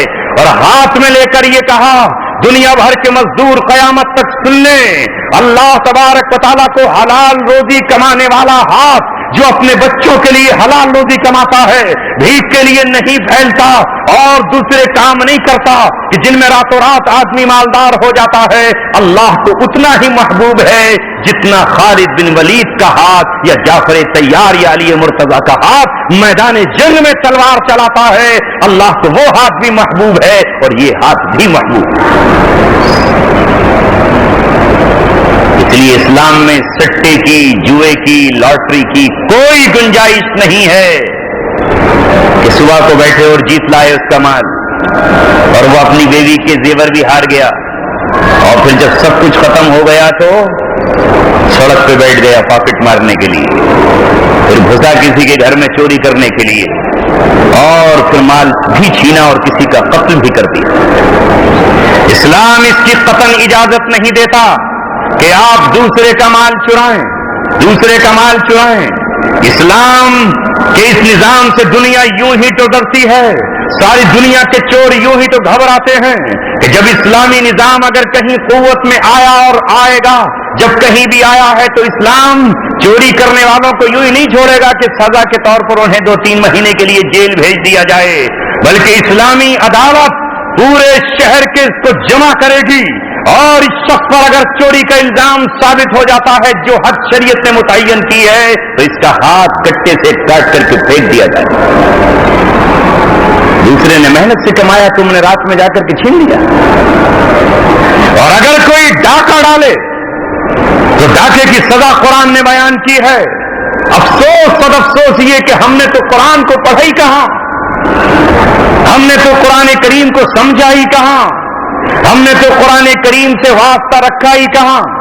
قرآن جس نظام کو لے کر آیا ہے وہ زمانے میں کسی برائی کو پنپنے نہیں دیتا، اور اس کے لیے کہتا ہے کہ ایک جماعت ایسی تم میں ہونی چاہیے، وَلْتَكُمْ مِنْكُمْ أُمَّةٌ يَدْعُونَ إِلَى الْخَيْرِ يَأْمُرُونَ بِالْمَعْرُوفِ وَيَنْهَوْنَ عَنِ الْمُنكَرِ. تم میں ایک ایسا گروہ ہو جس کے پاس اتنی قوت اور طاقت ہو، جس کے پاس اتنی حیثیت ہو کہ وہ برائیوں کو مٹا رہا ہو اور اچھائیوں کو پھیلا رہا ہو، آرڈر اچھائیوں کا جاری ہو رہا ہو اور برائیوں کے مٹانے کے فرمان جاری ہو رہے ہیں. اللہ اکبر. معاشرہ ہمارا کہاں سے کہاں پہنچ گیا. عورتوں کو دیکھیے تو بے پردگی کا یہ عالم ہے کہ یہود و نصارہ اور مشرکین کی عورتیں بھی ہماری بے پردگی کو دیکھ کے آج شرما رہے ہیں. کون حیا کی دعوت دے؟ دعوت زبان سے بھی دی جاتی ہے اور عمل سے بھی. ایک مسلمان بہن اگر پردے کے ساتھ نکلے, گھونگھٹ ڈال کر نکلے, اپنا چہرہ چھپا کر نکلے, کسی ضرورت سے نکلے, اول تو عورت کے لیے بنا ضرورت نکلنا جائز ہی نہیں ہے, لیکن اگر وہ ضرورت سے نکلے تیمارداری کے لیے, کسی بیمار کو دیکھنے کے لیے یا کسی خوشی کی تقریب میں جانے کے لیے, جب وہ برقعے اور پردے کے ساتھ نکلے گی تو ہزاروں سینکڑوں کو دعوت دے گی. یہ ہے دین اسلام جس میں ایک بہن پر کسی کی غلط نگاہ نہ پڑے. یہ ہے وہ شریف زادی جس کی نگاہ کسی کو نہیں سکتی. یہ ہے وہ محمد رسول اللہ کی بیٹی اور آپ کی فرما بردار. یہ ہے نظام اسلام کہ کس طرح یہ قیمتی شے جا رہی ہے جسے نہ کوئی دیکھ سکتا ہے, نہ کوئی چھو سکتا ہے, نہ کوئی ٹچ کر سکتا ہے. مگر آج مسلمانوں ٹٹولے ہم اپنے آپ کو کہ ہم پردے کی دعوت کیسے دیں گے جب ہم بے پردی کی عالم میں سب سے آگے نظر آ رہے ہیں. اللہ اکبر. ایسا نہیں ہے. صحابہ کے پاس جب قرآن آیا تھا تو انہوں نے اپنی چیزوں کو چھوڑا تھا. ہم تو جن پہ قائم تھے ان سے چھوڑایا کہاں جا رہا ہے, ان پہ باقی رہنا ہے. غور کرو, قرآن جب آیا صحابہ کے پاس تو وہ بے پردگی کا دور تھا. جب قرآن کریم نے یہ کہا وَلَا تَبَرُّجْنَ تَبَرُّجَ الْجَاهِلِيَّةِ الْأُولَى, جاہلیت کی طرح عورتیں نہ نکلیں. جس طرح وہ اپنے دوپٹے سینوں پر نہ ڈالتی تھی اور اپنے چہروں پر نہیں رکھتی تھی اور اپنے بناؤ سنگار کو دکھایا کرتی تھی, قرآن کریم کی جب یہ آیت آئی تو ہر عورت نے اپنے آپ کو ڈھانپ لیا. جب محمد رسول اللہ پر اس آیت کا نزول ہوا, یا ایھا النبی قل لازواجک وبناتک ونساء المؤمنین یدنین علیہن من جلابیبہن, مومن عورتوں سے, اپنی بیٹیوں سے اور اپنی بیویوں سے کہہ دیجئے کہ آج کے بعد وہ چادر سے اپنے آپ کو لپیٹ کر نکلے. تو حضرت عائشہ فرماتی ہیں رب دو جہاں کی قسم, یہ آیت جس حال میں پہنچی اس حال میں اس نے اس آیت پہ عمل کر لیا. اگر یہ آیت ہمارے گھروں میں کسی کے پاس پہنچی تو اسی وقت ہم نے اپنے دوپٹے سے اپنے سینے کو چھپا لیا. اور اگر یہ آیت کھیت میں کام کرنے والی مزدور عورتوں کے پاس پہنچی جن کے دوپٹے ان کی کمر سے بندھے ہوئے تھے, انہوں نے اپنے پٹے کھولے اور اپنے آپ کو اس آیت پہ عمل کرتے ہوئے چھپا لیا. یہاں تک کہ کوئی عورت اگر اپنا پٹا نہ رکھتی تھی اور ننگے سر جنگل میں تھی اور اس کو کسی نے کہا ہے عورت, اے ماں بہن بیٹی, اللہ تبارک و تعالیٰ نے اب عورت کو جسم چھپانے کا حکم دے دیا ہے, یہ آیت آ گئی ہے, تو وہ عورت بیٹھ گئی اور درخت کے پتے لا کر اس نے اپنے آپ کو چھپا کر اس آیت پہ عمل کیا. اب مسلمان چھپائے گا کہاں ہے, کس مقام پر ہے؟ پھر کہتا ہے آج فلاں نے یہ کہہ دیا, آج فلاں نے یہ کہہ دیا. ابھی تو کم کہا ہے, بہت کچھ سنو گے. قد بدت البغضاء من افواہہم وما تخفی صدورہم اکبر. یہ جو اخبار کی سرخیوں میں خبر آ رہی ہے, یہ جو پنوں پر چھپ رہا ہے, یہ جو عداوت اور دشمنی نظر آ رہی ہے, قرآن کہتا ہے یہ تو بہت کم ہے جو روکتے روکتے نکل گئی ان کی زبان سے. جو سینوں میں چھپا ہوا ہے وہ بہت زیادہ ہے. پلٹو اپنے اسلام کی طرف اس سے پہلے کہ اللہ تبارک و تعالیٰ تم سے نظریں پھیر کر یہ کہے کہ اب تم میرے نہ رہے اور مجھے تمہاری ضرورت نہیں ہے, میں تمہاری جگہ کسی اور قوم کو لے کر آؤں گا. یشاء یذھبکم ویأتی بخلق جدید. اللہ تبارک و تعالیٰ کہہ رہا ہے اگر وہ چاہے گا تو تمہیں ختم کر دے گا, تمہیں مٹا دے گا, تمہاری جگہ کسی اور کو لے کر آئے گا. اللہ تبارک و تعالیٰ نے زمین کے خطوں کا تم کو اور مجھ کو مالک بنایا تھا. جن آبا و اجداد پہ ہم فخر کرتے ہیں, اللہ تبارک و تعالیٰ نے انہیں مہلت دی, اللہ تبارک و تعالیٰ نے ان کو ڈھیل دی, اللہ رب العزت نے ان کو بہت لمبی زندگی اور زمانہ دیا. مگر جب وہ نہ سدھرے اور محل بناتے رہے اور اپنی بیویوں کی قبروں پر مقبرے تعمیر کرتے رہے اور تاج محل جیسی عمارت تعمیر کرتے رہے, تو اللہ تبارک و تعالیٰ نے کہا کہ اب ہم نے تمہارے ختم کرنے کا فیصلہ کر لیا ہے کہ تمہیں غریبوں اور کمزور نظر نہیں آئے, تمہیں اللہ تبارک و تعالیٰ کا دین نظر نہیں آیا؟ ایک بیوی کی قبر پر تم نے اتنا بڑا قبہ بنا کر کھڑا کر دیا، اتنا بڑا قبہ بنا کر کھڑا کر دیا جس میں اس زمانے کے 4 لاکھ روپے خرچ ہوئے تھے، جب سونا 15 روپے تولے ملتا تھا۔ کہاں گئے اب؟ کہاں گئے وہ مغل حکمراں؟ کہاں ہوا گیا ان کا تخت و تاج؟ کیا ہو رہا ہے آج ان کے قلعوں میں؟ آگرے کا قلعہ دیکھ کر کے روتے رہیے، دہلی کا لال قلعہ دیکھ کر روتے رہیے، مساجد کو دیکھ کر کے روتے رہیے۔ اللہ تبارک و تعالیٰ کی طرف سے جب فیصلے ہو جاتے ہیں تو پھر قومیں توبہ کرتی ہیں تو اللہ توبہ بھی قبول نہیں کرتا، پھر آنسو گرتے ہیں تو اللہ تبارک و تعالیٰ کو آنسوؤں کی بھی کوئی پرواہ نہیں ہوتی۔ اگر آپ کے سامنے آپ کا غلام کوئی نافرمانی کرے، آپ کا خادم کوئی نافرمانی کرے، آپ کا بچہ کوئی ناشکری کرے تو پھر آپ اس کے آنسوؤں پر نہیں پگھلتے۔ آپ کی بیوی آپ کا حکم توڑتی ہو اور آپ اس کو سمجھا رہے ہو اور وہ نہ مانے تو پھر آپ اس پر اتنا غصہ کرتے ہیں کہ وہ روتے روتے تھک جاتی ہے، مگر آپ اسے معاف کرنے کے لیے تیار نہیں ہوتے۔ اللہ تبارک و تعالیٰ کی طرف سے اسی طرح قوموں کو، نوجوانوں مہلت دی جاتی ہے، اور پھر جب وہ لوگ نہیں سدھرتے تو پھر اللہ تبارک و تعالیٰ آنسوؤں کو بھی پرواہ نہیں کرتا، پھر اس امت کا خون بہایا جاتا ہے، پھر خون کے پرنالے بہتے ہیں، تب کہیں جا کے اللہ تبارک و تعالیٰ کا جوش اور غضب ٹھنڈا ہوتا ہے۔ وقت ہے کہ ہم برائیوں سے باز آ جائیں۔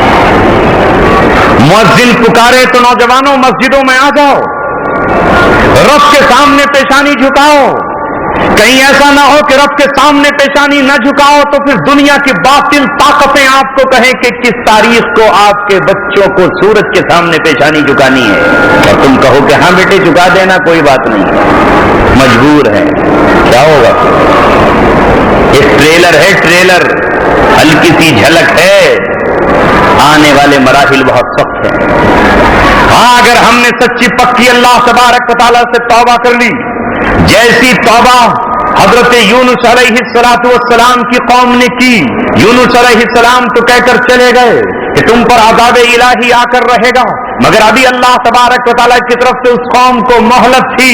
یونس علیہ السلام تو سمندر میں مچھلی کے پیٹ میں رہے اور یہ قوم سمجھ گئی کہ اللہ کا سچا نبی تھا، جو کہا ہے اس نے عذاب الہی آ کر رہے گا، اس لیے پوری قوم نے سچی پکی توبہ کر لی، ایسی گریہ وزاری کی، ایسی آہوزاری کی، ایسی آہو فغاں کی، اللہ کی ایسی فریاد رسی کی کہ اللہ تبارک و تعالیٰ نے اس قوم کی توبہ قبول کر لی اور عذاب اس قوم پر نہیں بھیجا، اس قوم کو ایمان سے سرفراز فرمایا اور یونس علیہ السلام کو مچھلی کے پیٹ سے نکال کر کہا جائیے آپ کی قوم آپ کے استقبال کے لیے بیٹھی ہے۔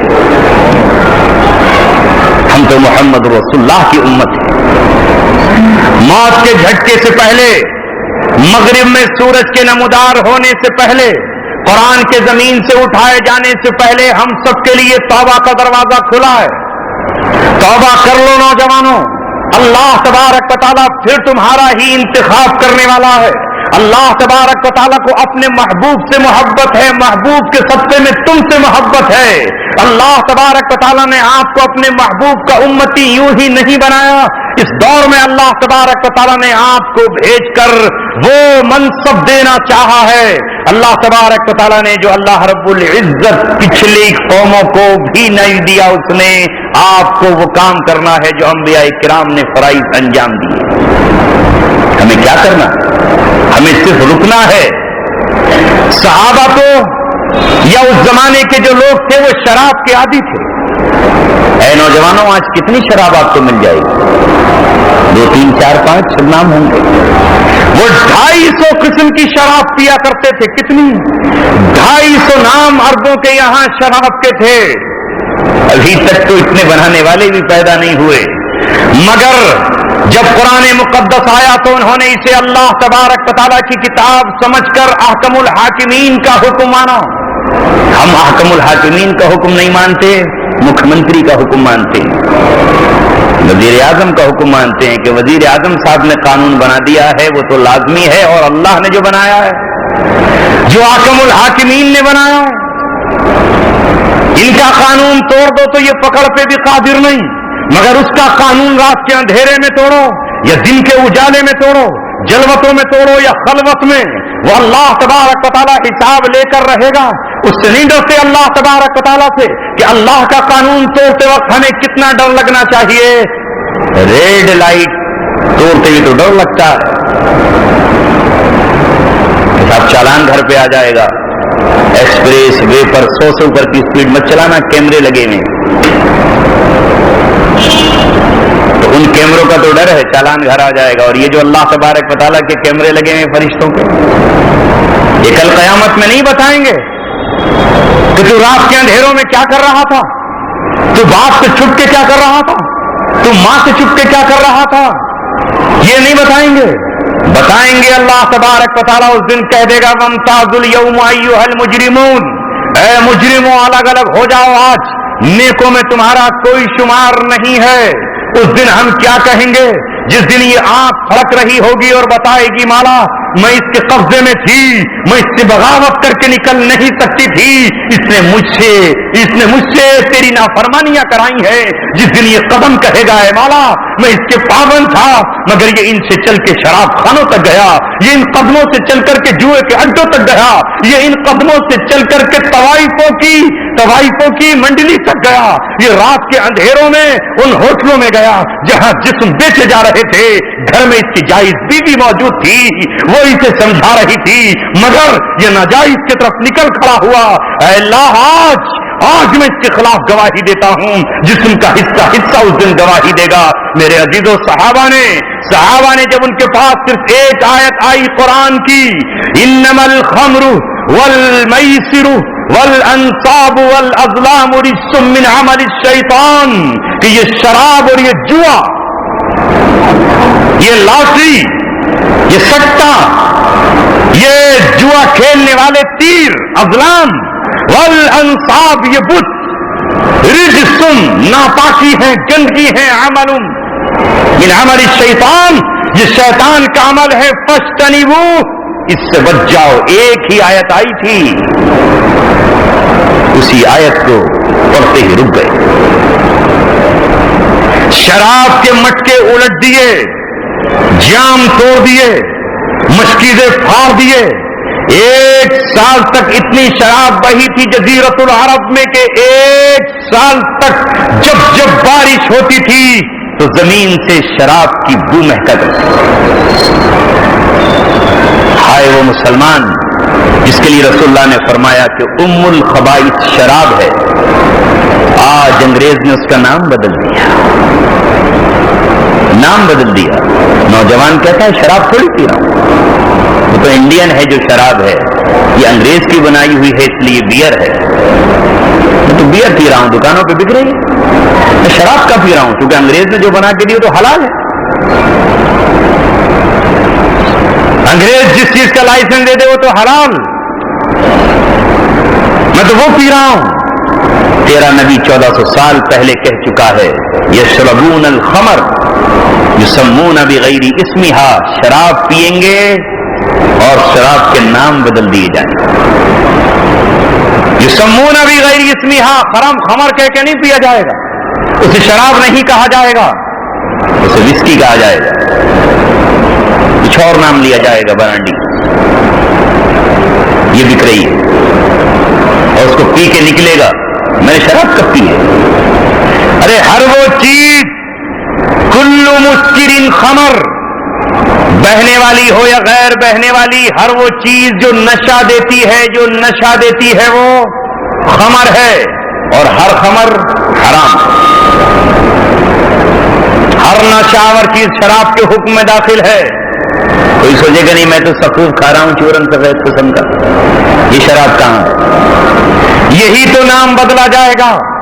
مغرب نے، ویسٹ نے، انہی یہود و نصارہ نے یہی تو تبدیل کر دیا، جو مشینیں بنائیں، جو فیکٹریاں بنائیں، جو سائنس سے ترقی کی، کہا کہ اب شراب وہ گندی بدبودار کون پیے گا اسے، ایسی بناؤ کہ چپکے سے پڑیا بیچ دی جائے جنتا کالونی میں، اور وہاں سے لوگ لے کر آئیں، ہم تو تھوڑی سی لے کر آ رہے ہیں، اور کتنی مہنگی ہو آپ ہی جان سکتے ہیں اس کی قیمت، اتنی مہنگی پوری دنیا میں چل رہی ہو، اور کون؟ اب جو مسلمان اسے اپنے ہوٹوں سے لگا لے وہ برائی کیسے روکے گا؟ اے میرے عزیزو، یہی وجہ ہے کہ آج فساد، ظہر الفساد فی البر والبحر بما کسبت ایدی الناس، پوری روئے زمین پر فساد پھیل چکا۔ وہ تو فساد مچانے والے ہیں ہی، وہ تو فسادی ہیں ہی، وہ تو ڈرگس کا کاروبار پوری دنیا میں چلائیں گے، مگر جو روکنے والے تھے وہ نہ روکیں گے تو فساد پھیلے گا نہیں۔ کچرا تو زمین پہ آئے گا۔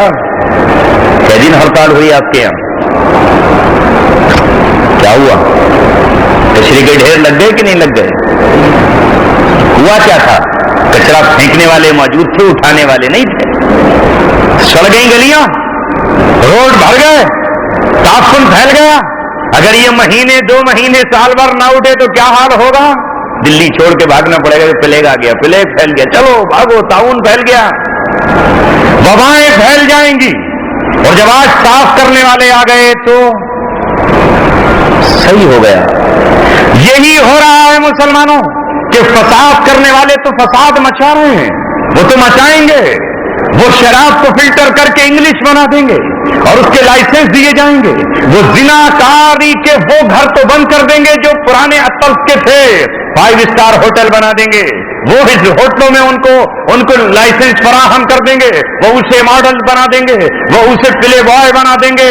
لیکن وہ مسلم قوم جو خود بھی اس سے رکنے کے لیے آئی تھی اور تمام دنیا کے فساد کو مٹانے کے لیے آئی تھی، جب یہ سو جائے گی اور یہ کہے گی ہماری ذمہ داری نہیں ہے بلکہ ہم خود ان فسادیوں کے ساتھ ہیں، تو زمانے کا حال کیا ہوگا؟ وہی ہوگا جو آج پوری روئے زمین پر ہو رہا ہے، جو جسے چاہے قتل کر دے، جو جس کی چاہے آبرو لوٹ لے، جو جہاں چاہے گھس آئے۔ یہ حدا آج پوری روئے زمین کراہ رہی ہے، تڑپ رہی ہے، سسک رہی ہے، اور بار بار اللہ تبارک و تعالیٰ سے یہ زمین کہتی ہے کہ مولا مجھے حکم دے کہ میں لقمہ بنا کر قارون کی طرح انہیں نگل لوں، مگر اللہ کہتا ہے نہیں، میرے محبوب نے مجھ سے دعا کر دی ہے، کہیں کہیں وہ آتی ہے جوش میں تو نیپال بنا دیتی۔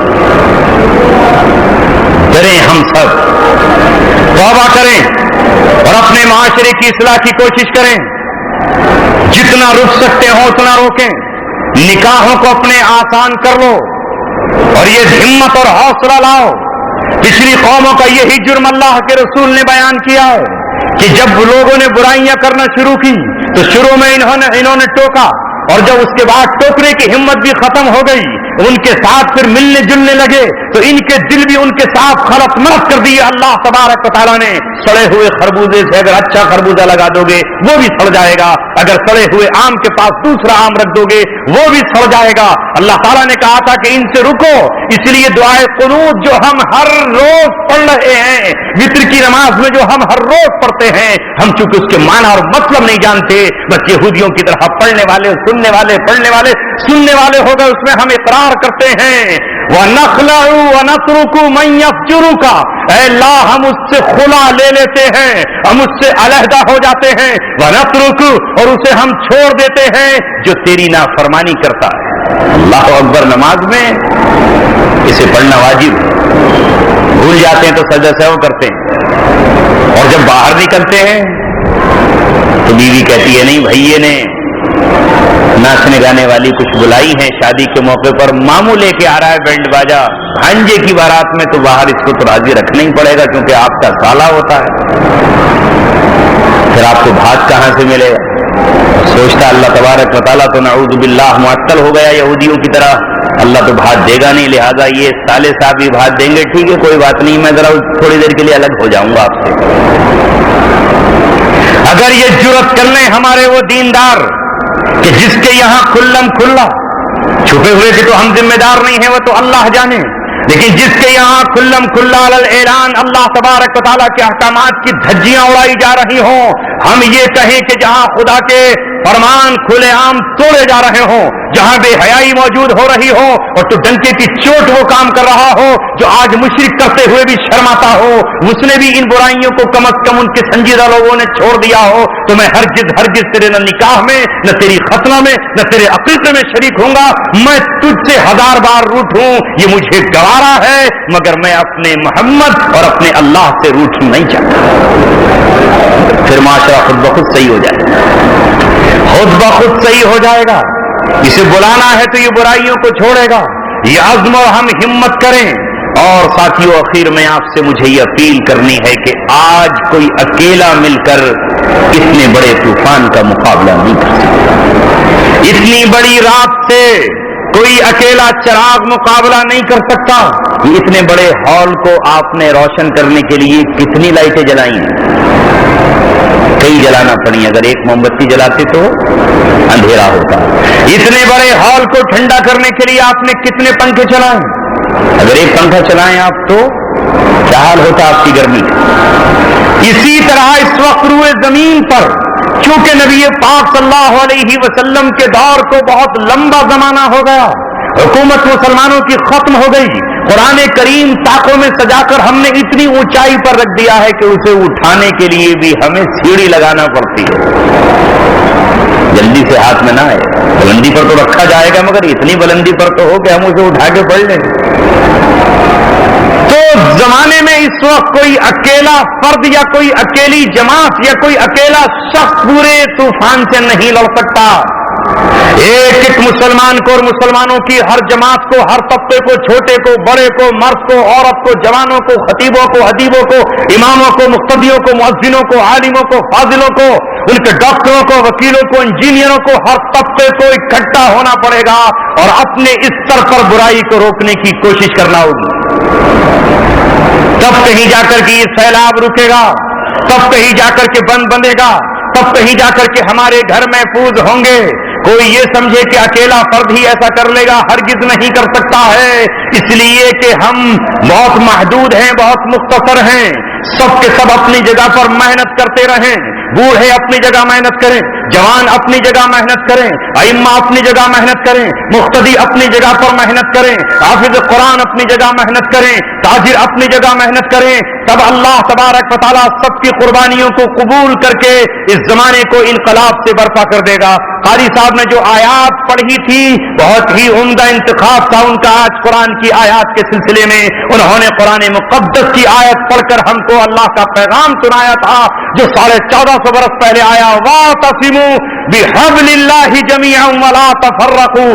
اللہ تبارک و تعالیٰ کی رسی کو مضبوطی سے پکڑ لو اور فرقے فرقے مت بٹو. وَاعْتَصِمُوا بِحَبْلِ اللَّهِ جَمِيعًا. اکٹھے ہو کر اللہ کی رسی کو پکڑ لو. اللہ کی رسی کیا ہے؟ قرآن. هو القرآن. الگ الگ نہیں، اکٹھے ہو کر جميعا کہا اللہ تبارک و تعالیٰ نے. ولا تفرقوا. اسلام فرقوں کی اجازت نہیں دیتا. پوری روئے زمین کے مسلمانوں کا کلمہ ایک ہے، سیاہ اور سفید، عرب اور عجم، لا الہ الا اللہ محمد الرسول اللہ. یہ نہیں ہے کہ اجمیوں کا الگ اور عربیوں کا الگ. ساری روئے زمین کے مسلمانوں کے لیے کوئی بھی ہو ایک ہی قبلہ ہے خانہ کعبہ، دوسرا کوئی قبلہ نہیں ہے.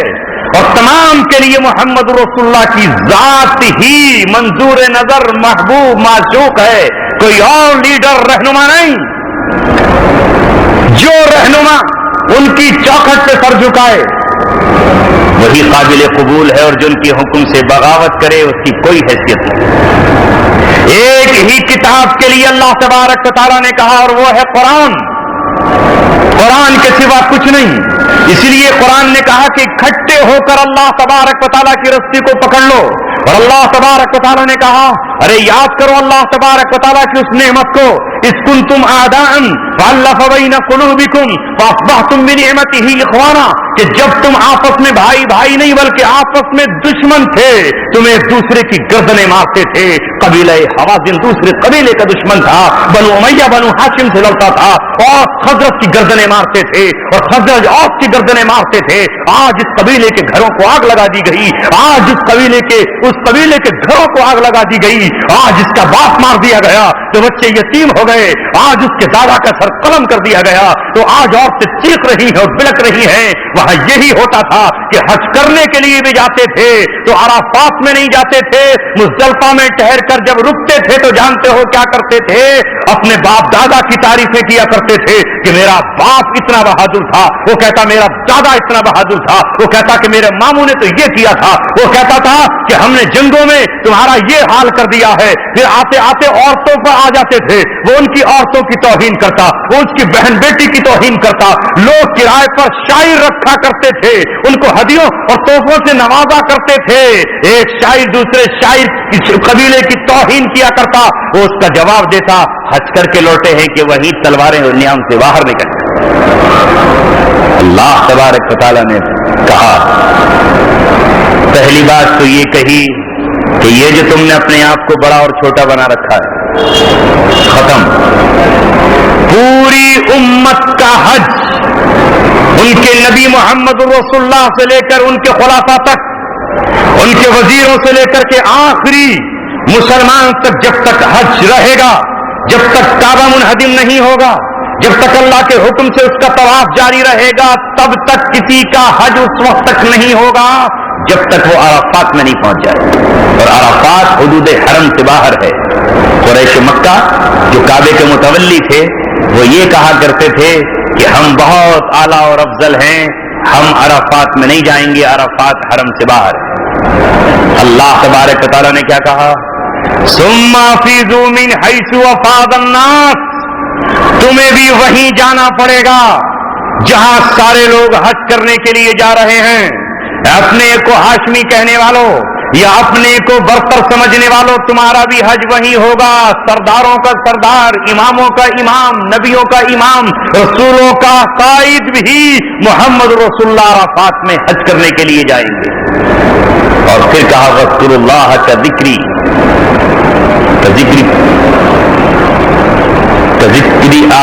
ذکرکم آباءکم او اشد ذکرا, جہاں اپنے باپ دادا کا ذکر کیا کرتے تھے اب وہاں اللہ تبارک و تعالیٰ کا ذکر کرو. ختم. اللہ تبارک و تعالیٰ کی بڑائی بیان کرو, اللہ تبارک و تعالیٰ کی کبریائی بیان کرو, اللہ کی حمد و ثنا کے نغمے اور ترانے گاؤ. یہ بھول جاؤ کہ کوئی بڑا اور چھوٹا ہے, اسی لیے کہ فرقہ تم میں کوئی نہیں ہے, سب ایک لباس میں حج کر رہے ہیں. مگر جب قومیں اللہ تبارک و تعالیٰ کی کتاب اور دین سے ہٹتی ہیں تو فرقے بن جاتے ہیں. اس لیے قرآن نے کہا وَلَا تَكُونُوا كَالَّذِينَ تَفَرَّقُوا, ان لوگوں کی طرح مت ہو جانا جنہوں نے فرقے بنا لیے, جنہوں نے اختلاف پیدا کیا. اس اختلاف اور فرقے کو اللہ تبارک و تعالیٰ نے کہیں کفر قرار دیا ہے. لہذا آج سب سے بڑی ذمہ داری امت مسلمہ کی یہ ہے کہ جب سب کا نبی ایک ہے, اور جب سب کا کلمہ ایک ہے, اور جب سب کی مسجدوں کا رخ ایک ہے, اور جب سب کا حج ایک ہے, اور جب سب کا رسول اور قبلہ اور قرآن ایک ہے, تو وہ پوری روئے زمین پر ایک ہو کر دکھائیں, ورنہ ہونے والے دشمنوں کے نیزوں سے یتیم کل میدان قیامت میں آپ کے دامن سے لپٹ جائیں گے. اور اللہ تبارک و تعالیٰ سے یہ کہیں گے کہ جب دشمن ہمیں قتل کر رہا تھا اور ہماری بوٹیاں بکھیری جا رہی تھی تو یہ فرقہ بندیوں میں امت کو الجھائے ہوئے تھے. جب ہمارے جسم زخموں کے لیے مرہموں کے بے تاب تھے تو یہ آپس میں ایک دوسرے کو لڑانے اور ٹکرانے کی بات کر رہے تھے, اور یہ کہتے تھے کہ نہیں میں ہی سیدھا جنت میں جاؤں گا, میرے سوا تو ہر کوئی گمراہ ہے, اور میں ہی بس دنیا کا پہلا سچا پکا مسلمان ہوں, باقی تو سب کے سب کافر ہیں. ارے دوستو, اپنے فرقے کے بڑھانے کی فکر میں مت لگو. دین اسلام غالب آ جائے, اللہ کا جھنڈا بلند ہو جائے, اللہ کا کلمہ اونچا ہو جائے, جزیرۃ العرب یہود و نصارہ کے ناپاک قدموں سے پاک ہو جائے, مسجد اقصی آزاد ہو جائے, مسجد قرطبہ میں پھر سے نمازیں ادا ہونے لگے, بابری مسجد کی دوبارہ اکٹھے ہو کر مسلمان تعمیر کر لے, دنیا سے جا کے بھیک نہ مانگے. جس طرح کل بابر نے تعمیر کی تھی اس طرح بابر کی اولادیں اتنی منظم اور قوت والی ہو کہ وہ خود اس کو تعمیر کرنا جانتی ہو, لیکن وہ جب تعمیر کر سکتی ہیں جب یہ فرقہ بندی کا بت اپنی ٹھوکروں سے توڑ ڈالیں اور سب یہ کہیں کہ یہ چھوٹے موٹے اختلافات تو صحابہ کی زندگی میں بھی تھے, مگر صحابہ نے کبھی آپس میں تلواریں نہیں چلی. کون کہہ سکتا ہے کہ صحابہ میں اختلاف نہیں ہوا؟ مگر وہ اختلاف حق کے لیے تھا. اس لیے رسول اللہ نے فرمایا اختلاف امتی رحمتن. تبھی تو 4 امام اللہ تبارک و تعالیٰ نے پیدا فرمائے اور چاروں کی فقہ کو اللہ تبارک و تعالیٰ نے عام کر دیا. اگر ایک کے یہاں ایک مسئلے میں سختی ہے تو دوسرے میں نرمی ہے، اور اگر دوسرے میں سختی ہے تو تیسرے میں نرمی ہے. اور علماء نے یہ بھی نہیں کہا کہ ہر حال میں آپ جس پر عمل کر رہے ہیں وہی. بعض مسائل ایسے آئے جس میں علماء نے مشورے کیے، میٹنگ کی اور یہ کہا کہ اس مسئلے میں فقہ حنفی میں بہت زیادہ سختی ہے تو یہاں فقہ مالکی کو بھی اختیار کیا جا سکتا ہے. اس لیے چاروں سلسلوں کو، اس لیے چاروں کو امام برحق مانا گیا. اور پوری دنیا گواہ ہے سلطنت عثمانیہ کے قائم رہنے تک خانہ کعبہ میں بھی 4 مصلے ہوا کرتے تھے اور 4 الگ الگ نمازیں ہوتی تھی. امام مالک کے ماننے والے اس طریقے پر پڑھتے تھے، امام شافعی کے ماننے والے اس انداز سے پڑھتے تھے، اور امام احمد کے ماننے والے اس طریقے پر، اور امام شافعی کے ماننے والے اس طریقے پر. مگر اب آدمی اپنے کنویں کا مینڈک بن کے سمجھتا ہے کہ بس میں ہی حق. کل میرے پاس جب میں ناگپور تھا تو ایک نوجوان کا جو انڈیا سے عمان گیا ہوا ہے ٹیلی فون آیا. آپ کی معلومات کے لیے بتا رہا ہوں کہ مولانا صاحب یہاں تو جو میں مسجد میں نماز پڑھتا ہوں تو کوئی آدمی ہاتھ ہی نہیں باندھتا، سب ہاتھ چھوڑ کے نماز پڑھتے ہیں. اب کیا کریں گے آپ؟ کہ جو لوگ لڑ رہے ہیں کہ تم نے ناف پہ باندھ لیا تو تم تو کافر ہو گئے، اور ہم نے سینے پہ باندھا ہے تو ہم سچے مسلمان. وہاں کیا کریں گے؟ عمان جاؤ اور جا کے ان کے ہاتھ بندھواؤ. تو بچہ کیا کرے؟ کوئی اور ہوتا تو کیا کہتا؟ یہ سب کے سب کافر ہیں. میں نے کہا بھائی امام مالک کے بارے میں یہ آتا ہے کہ بادشاہ وقت نے ان کے ہاتھ مونڈھوں سے شانوں سے اتروا دیے تھے اور ظاہر کے ہاتھ بند نہیں سکتے تھے، ہاتھ لٹکے ہوئے تھے. تو لوگوں نے دیکھا ان کی اتباع میں انہوں نے بھی ہاتھ چھوڑ کے نماز پڑھی. تو ممکن ہے وہ لوگ امام مالک کے ماننے والے ہوں، تم اپنے طریقے پر ہاتھ باندھ لو. اور ہاتھ باندھنا یا نہ باندھنا یا کہاں باندھنا محض مستحب ہے. یہ کفر اسلام کا مسئلہ نہیں، یہ فرض و واجب کا بھی مسئلہ نہیں. تو آپ اپنے طریقے پہ آپ پڑھ لیجئے، ان کو اپنے طریقے پر پڑھنے دیجیے. فون کٹ کر کے اس نے دوبارہ پھر فون کیا اور فون کر کے اس نے کہا کہ یہاں جو فجر کی اذان پڑھتے ہیں تو فجر کی اذان میں الصلاۃ خیر من النوم نہیں کہتے. اب میں کیا کروں؟ تو بچہ بیچارہ اس پہ علم نہیں، تو کیا نماز اور اذان ہو جائے گی؟ میں نے کہا بالکل ہو جائے گی، کیونکہ ہو سکتا ہے ان کے سامنے یہ دلیل ہو کہ حضرت عبداللہ ابن عبد ربی ہی نے جو اذان کے الفاظ بتائے تھے اس میں الصلاۃ خیر من النوم نہیں تھی. یہ تو رسول اللہ صلی اللہ علیہ وسلم رات کو تہجد پڑھ کے سو جایا کرتے تھے. حضرت بلال آپ کو آ کر کے جگاتے تھے. ایک دن آپ کی آنکھ لگی تو حضرت بلال نے آپ کو آواز سے یا آپ کو چھو کر اٹھانا مناسب نہیں سمجھا اور آپ کے پاس کھڑے ہو کر کہا الصلاۃ خیر من النوم، نماز نیند سے بہتر ہے. یہ سن کر آقا سرور دو عالم اٹھ کھڑے ہوئے اور آپ نے کہا بلال کیا ہی بہترین جملہ ہے، اسے اپنی فجر کی اذان میں شامل کر دیں. تو جن تک یہ روایت ہے انہوں نے اس پہ عمل کیا، ان کے پاس وہ روایت ہے انہوں نے اس پہ عمل کیا. نہ وہ اسلام سے خارج نہ یہ اسلام سے خارج. مگر آج جب اسلام نہیں رہا، محمد رسول اللہ کی محبت نہیں رہی، بس یہ رہا کہ میں اپنے فرقے کو آگے بڑھا لوں. جس طرح ہر سیاسی جماعت سمجھتی ہے کہ میرے ورکر میرے رضاکار زیادہ ہو جائیں، کسی بھی صورت سے میرے لوگ زیادہ ہو جائیں. ارے زیادہ اور کم کی بات مت کرو، سب محمد رسول اللہ کے امتی ہیں. محمد رسول اللہ سے جوڑ دو. آپ صلی اللہ علیہ وسلم سے اختلاف ثابت نہ ہوتا تو اختلاف ہوتا ہی نہیں. گلہائے رگا رنگ سے ہے زینت چمن، اگر ہر پھول ایک جیسا ہی ہوتا تو چمن ہوتا ہی کہاں.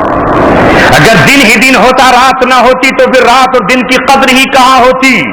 یہ تو اللہ تعالیٰ نے یہاں اس چمن کو بڑھا گیا، رنگا رنگ مختلف قسم کی چیزوں سے اللہ تبارک و تعالیٰ نے اختلاف رکھا ہے. زیب اس جہاں کو ذوق اختلاف سے. ابو بکر صدیق کا مزاج کیا ہے؟ ارحم امتی بھی امتی. ابو بکر وہ سب سے زیادہ رحم دل ہیں، اس لیے بدر کے قیدیوں کے بارے میں رسول اللہ سے کہہ دیا اللہ کے رسول انہیں چھوڑ دیجئے، ان سے فدیہ لے لیجئے، انہیں معاف کر دیجئے۔ اور عمر ابن خطاب سے پوچھا تو حضرت عمر ابن خطاب نے کہا اللہ کے رسول میری آنکھوں میں خون اترا ہوا ہے، میں دیکھ رہا ہوں یہ آپ کو مٹانے آئے تھے، اگر ہم سب مل کے مقابلہ نہ کرتے اور اللہ کی خصوصی نصرت نہ آتی تو یہ آپ کو بھی قتل کرنے کا منصوبہ لے کر آئے تھے، یہ ہماری بیٹیوں کو باندیاں بنانے کا اعلان کر چکے تھے، یہ شراب کے جام لے کر آئے تھے، جب یہ آپ کے مقابلے پر آئے ہیں تو میرا مشورہ یہ ہے کہ ایک ایک کی گردن اڑا دی جائے، ان سب کو قتل کر دیا جائے اور رشتہ دار کو دے دیجئے اللہ کے رسول، بھائی بھائی کا گلا کاٹ کر دنیا کو پیغام دے دے کہ محمد کے دیوانے یہ ہے۔ عبداللہ بن رواحہ سے پوچھا گیا تو عبداللہ بن رواحہ نے کہا اللہ کے رسول میں حضرت عمر سے بھی آگے کے جذبات رکھتا ہوں، ایک وادی میں آگ کے انگارے بھڑکا دیے جائیں، لکڑیوں سے آگ کو روشن کیا جائے اور پہاڑ کی چوٹی سے ایک ایک کو گرا کے زمین پہ جلا دیا جائے۔ الگ الگ رائے آئی، رسول پاک صلی اللہ علیہ وسلم نے کہا ہے ابو بکر ہم تمہاری رائے کو مان لیتے ہیں اور ان کی رائے نہیں مانتے، اللہ نے مجھے امیر کو اختیار دیا ہے کہ میں کسی کی رائے نہ مانوں، میں خود فیصلہ کروں، لہذا اللہ کے رسول نے فیصلہ کر دیا کہ فدیہ لے کر ان کو چھوڑ دیا۔ حالانکہ فدیہ لینے کے بعد قرآن کریم کی آیت آئی، اللہ نے فرمایا کہ اگر اللہ کی طرف سے لکھی ہوئی بات نہ ہوتی جس میں ہم نے نبی کو اختیار دے دیا تھا تو اللہ تبارک و تعالیٰ کا عذاب تمہیں چھو رہتا، اور اللہ نے کہا کہ کسی نبی کے شان نہیں ہے کہ جب دشمن اس کی قید میں آ جائیں تو وہ ان کو ایسے ہی فدیہ لے کر چھوڑ دے۔ یہ آیت آتے ہی رسول اللہ تڑپ اٹھے، رونے لگے، ابوبکر صدیق بھی روئے اور بہت روئے، لیکن اس وقت حضرت عمر نے یہ نہیں کہا کہ ارے واہ آج تو دیکھو اللہ ہماری تعریف کر رہا آسمان سے اور یہ آیت ہمارے حق میں آئی، ابوبکر تم کچھ نہیں اور اپنی جماعت بنا کے بیٹھ جائے۔ نہیں، یہ صحابہ کبھی نہ زبان پر آیا نہ تانا دیا، کہا ابوبکر تمہاری رائے صحیح، رسول اللہ صلی اللہ علیہ وسلم نے قبول کی اور یہ تو ہماری اپنی رائے۔ ایک بات اور کہہ کے اس پر مت جائیے نوجوانوں، آپ ان جھگڑوں میں مت پڑیے، رسول پاک صلی اللہ علیہ وسلم ہی سے تمام احادیث فقہاء کرام نے لی ہے، وہ میں اور آپ نہیں سمجھ سکتے۔ یہ غلط پروپیگنڈا ہے کہ ہم رسول اللہ کو نہیں مانتے، ہم تو رسول پاک صلی اللہ علیہ وسلم کی حدیث اور قرآن کو مانتے ہیں، لیکن ہم اپنے علماء سے پوچھتے ہیں کہ آپ بتا دیجئے قرآن و حدیث اس ضلع میں کیا کہہ رہے ہیں، تو کیا یہ انہیں رب ماننا ہوا؟ تو قرآن کہہ رہا ہے فَاسْأَلُوا أَهْلَ الذِّكْرِ إِن كُنتُمْ لَا تَعْلَمُونَ۔ رسول پاک صلی اللہ علیہ وسلم نے غزوہ خندق سے فارغ ہونے کے بعد جب جبریل علیہ السلام نے آپ سے کہا کہ اللہ کے رسول ہم نے ہتھیار ابھی نہیں اتارے، ابھی بنو قریظہ سے قصہ تمام کرنا ہے، آپ اپنے صحابہ سے کہیے کہ وہ بہت جلد ہتھیار سجا کر بنو قریظہ کے قلعوں کی طرف نکلیں، آپ بھی تشریف لائیے، میں آگے پہنچتا ہوں۔ جلدی کی وجہ سے آپ صلی اللہ علیہ وسلم نے اعلان فرمایا لا یصلین احدکم صلاۃ العصر الا فی بنی قریظہ، تم میں کوئی بھی عصر کی نماز نہ پڑھے مگر بنو قریظہ میں نہ پڑھے، لا یصلینکم، نہ پڑھے کوئی شخص بھی نماز صلاۃ العصر، عصر کی نماز مگر بنو قریظہ میں۔ صحابہ جلدی سے تیار ہوئے اور بنو قریظہ کی طرف جب نکلے تو راستے میں عصر کا وقت تنگ ہو گیا، اور صحابہ نے فیصلہ کیا کہ اگر ہم بنو قریظہ میں پہنچتے ہیں تو نماز ہماری عصر کی قضا ہو جائے گی۔ اب یہاں صحابہ کے بھی دو گروہ ہو گئے، ایک صحابی کے گروہ نے حدیث کے لفظوں پر ظاہر پر عمل کیا اور کہا کہ ہم ہرگز نماز نہیں پڑھیں گے، چونکہ رسول اللہ نے کہا ہے کوئی تم میں سے نماز نہ پڑھے مگر بنو قریظہ میں تو قضا ہوگی، تو قضا پڑھیں گے، ہمیں بنو قریظہ ہی میں جا کے پڑھنا۔ دوسرے صحابہ نے کہا رے بھائی اللہ کے رسول کا یہ مطلب تھوڑی تھا کہ نماز نہیں پڑھنی ہے، وقت سے قضا کر دینی ہے، قرآن کہہ رہا ہے کہ اسے اپنے وقت پہ پڑھو، اپنے وقت پہ پڑھو، بلا ضرورت اسے مؤخر مت کرو۔ رسول اللہ یہ کہنا چاہتے تھے کہ اتنی جلدی نکل جاؤ، اتنی جلدی نکل جاؤ کہ عصر تمہیں بنو قریظہ میں پڑھنی ہے، لہذا وقت تنگ ہو رہا ہے تو وہیں اپنے گھوڑوں سے اونٹوں سے نیچے اترے، مصلی بچھایا اور نماز پڑھ لی۔ انہوں نے وہیں پڑھی، پہنچ کر ان کی قضا ہو گئی، انہوں نے پڑھی یہی راستے میں انہوں نے ادا کر لی۔ اب یہ مسئلہ محمد رسول اللہ صلی اللہ علیہ وسلم کے سامنے پیش آیا، انہوں نے کہا دیکھیے انہوں نے تو آپ کے حکم پہ عمل نہیں کیا، وہیں پڑھ لی، اور ہم نے آپ کے حکم پہ عمل کیا۔ انہوں نے کہا کہ اللہ کے رسول نماز قضا کر دی، جبکہ نماز قضا کرنے کا کتنا مسئلہ ہے۔ آپ صلی اللہ علیہ وسلم نے دونوں کو تھپک کر کہا کہ تم دونوں نے اپنے اپنے گمان کے مطابق، اپنی اپنی کوشش کے مطابق حدیث کو سمجھنے کی کوشش کی، دونوں ہی صحیح ہو۔ ایک نے حدیث کے ظاہر پہ عمل کیا اور ایک نے باطن پہ عمل کیا، مطلب و مراد کو سمجھا۔ لہذا جو لوگ آج سے نہیں محمد رسول اللہ کے دور سے حدیث کے ظاہر پہ عمل کرتے رہے وہ اہل حدیث کہلائے، اور جنہوں نے باطن پہ عمل کیا وہ فقہائے کرام کہلائے۔ کوئی جھگڑا اور کوئی ٹکراؤ نہیں ہوا۔ 1400 سال تک خلافت عثمانیہ کے تحت چاروں فقہائے کرام رہتے رہے، اور کچھ لوگ اصحاب ظواہر بھی رہے، کسی نے ایک دوسرے کو کچھ نہیں کہا، مگر جب باطل کی حکومتیں آئیں اور انہوں نے یہ دیکھ لیا کہ ہم اس وقت تک ہی اس قوم پر حکومت کر سکتے ہیں، دنیا پر ہم اسی وقت تک قبضہ کر سکتے ہیں جب تک یہ قوم آپس میں لڑتی اور جھگڑتی رہے، ان کی نظر ہماری طرف نہ جائے، ان کی نظر اپنے خزانوں کی طرف نہ جائے، ہم ان کا تیل لوٹتے رہیں، ہم ان کا سونا کھنگالتے رہیں، ہم ان کی بچیوں کو باندیاں بناتے رہیں، ہم ان کی عورتوں کو جیلوں میں ٹھونستے رہیں، ہم ان کے بچوں کے سر قلم کرتے رہیں، اور یہ اپنے ممبروں سے یا اپنے گلی چوراہوں میں اسی بات پر لگے رہے کہ میاں تم انگلی اتحیات میں مستقل اٹھاتے کیوں نہیں، اور آپ کہو کہ بھائی تم گراتے کیوں نہیں۔ یہ تو ہے، کیسے ختم کر دو گے آپ؟ اگر آپ نے حج کیا ہو، اللہ آپ کو اور توفیق دے حج کرنے کی، تو آپ وہاں جاؤ، وہاں پوری دنیا کے مسلمان آتے ہیں اور الگ الگ انداز سے نماز پڑھتے ہیں۔ یہ رسول اللہ کے دین کا امتزاج ہے جہاں ہر طرح کے لوگ آتے ہیں۔ لہذا فقہائے کرام نے بھی قرآن و سنت کو سامنے رکھ کر کے مسائل بیان کیے، جو لوگ اس پہ عمل کر رہے ہیں وہ ہرگز گمراہ نہیں، نہ کل تھے نہ آج ہیں، وہ حقیقت پر ہیں، سب کے پاس نبی پاک صلی اللہ علیہ وسلم کی دلیلیں ہیں۔ اے میرے عزیزوں، دوستوں، ساتھیوں، میں اخیر میں آپ کو پھر یہی دعوت دیتا ہوں کہ اپنے آپ کو فرقے بندی سے ہٹا لیجئے۔ یہ فروع کے اختلاف ہیں، بنیادوں پر ہم سب کے سب متحد ہیں۔ یہ کیوں فکر کرتے ہو کہ یہ میرے فرقے کا ہو جائے؟ یہ فکر کر لو نا کہ کوئی کافر ایک اپنا مسلمان بنا لے تو اپنی جماعت میں اور اضافہ ہو جائے، ابھی اس بیچارے کو ہمیشہ ہمیش کی جہنم ملے گی۔ اس کے بارے میں آپ یہی تو کہہ سکتے ہو کہ یہ سچا اور پکا اور اعلیٰ درجے کا نمبر 1 کا بالکل ٹناٹن فناپن جو ہے نہیں ہے، لہذا بعد میں جنت میں جائے گا۔ جنت میں تو جائے گا نا، تم پہلے دن چلے جاؤ گے، چلو، لیکن یہ تو اللہ ہی بتائے گا کہ کون اول مرحلے میں جائے گا، کون رسول اللہ صلی اللہ علیہ وسلم اس کے صحابہ کے قریب ہے۔ مگر اگر تمہارا یہ گمان ہی ہے تو اس بیچارے کو تو کم سے کم اسلام میں داخل کر لو۔ صحابہ نے یہی کیا، اگر وہ یہ نہ کرتے اور آپ سے اختلاف میں لڑ جاتے کہ اچھا میں تو تمہارے ہاتھ قلم کر دوں گا، تم نے تو رسول اللہ کو سینے پہ باندھتے ہوئے دیکھا تھا، اب ناف پہ باندھ رہے ہو، اور وہ کہے کہ اچھا میں نے تو ناف پہ باندھتے ہوئے دیکھا تھا، تمہیں سینے پہ ہاتھ باندھے تیرا سر قلم کر ڈالوں گا، اچھا تم نے آمین آہستہ کیسے کی، میں نے تو زور سے کہتے ہوئے سنا ہے۔ اسی پر وہ لڑتے تو کیا وہ یورپ کو فتح کر لیتے، کیا وہ اسپین کو فتح کر لیتے، کیا وہ افریقہ کو فتح کر لیتے، کیا وہ کسرا کی کنگن اتار لیتے، کیا وہ قسطنطنیہ دنیا میں داخل ہو جاتے، کیا ہندوستان میں اسلام نظر آتا؟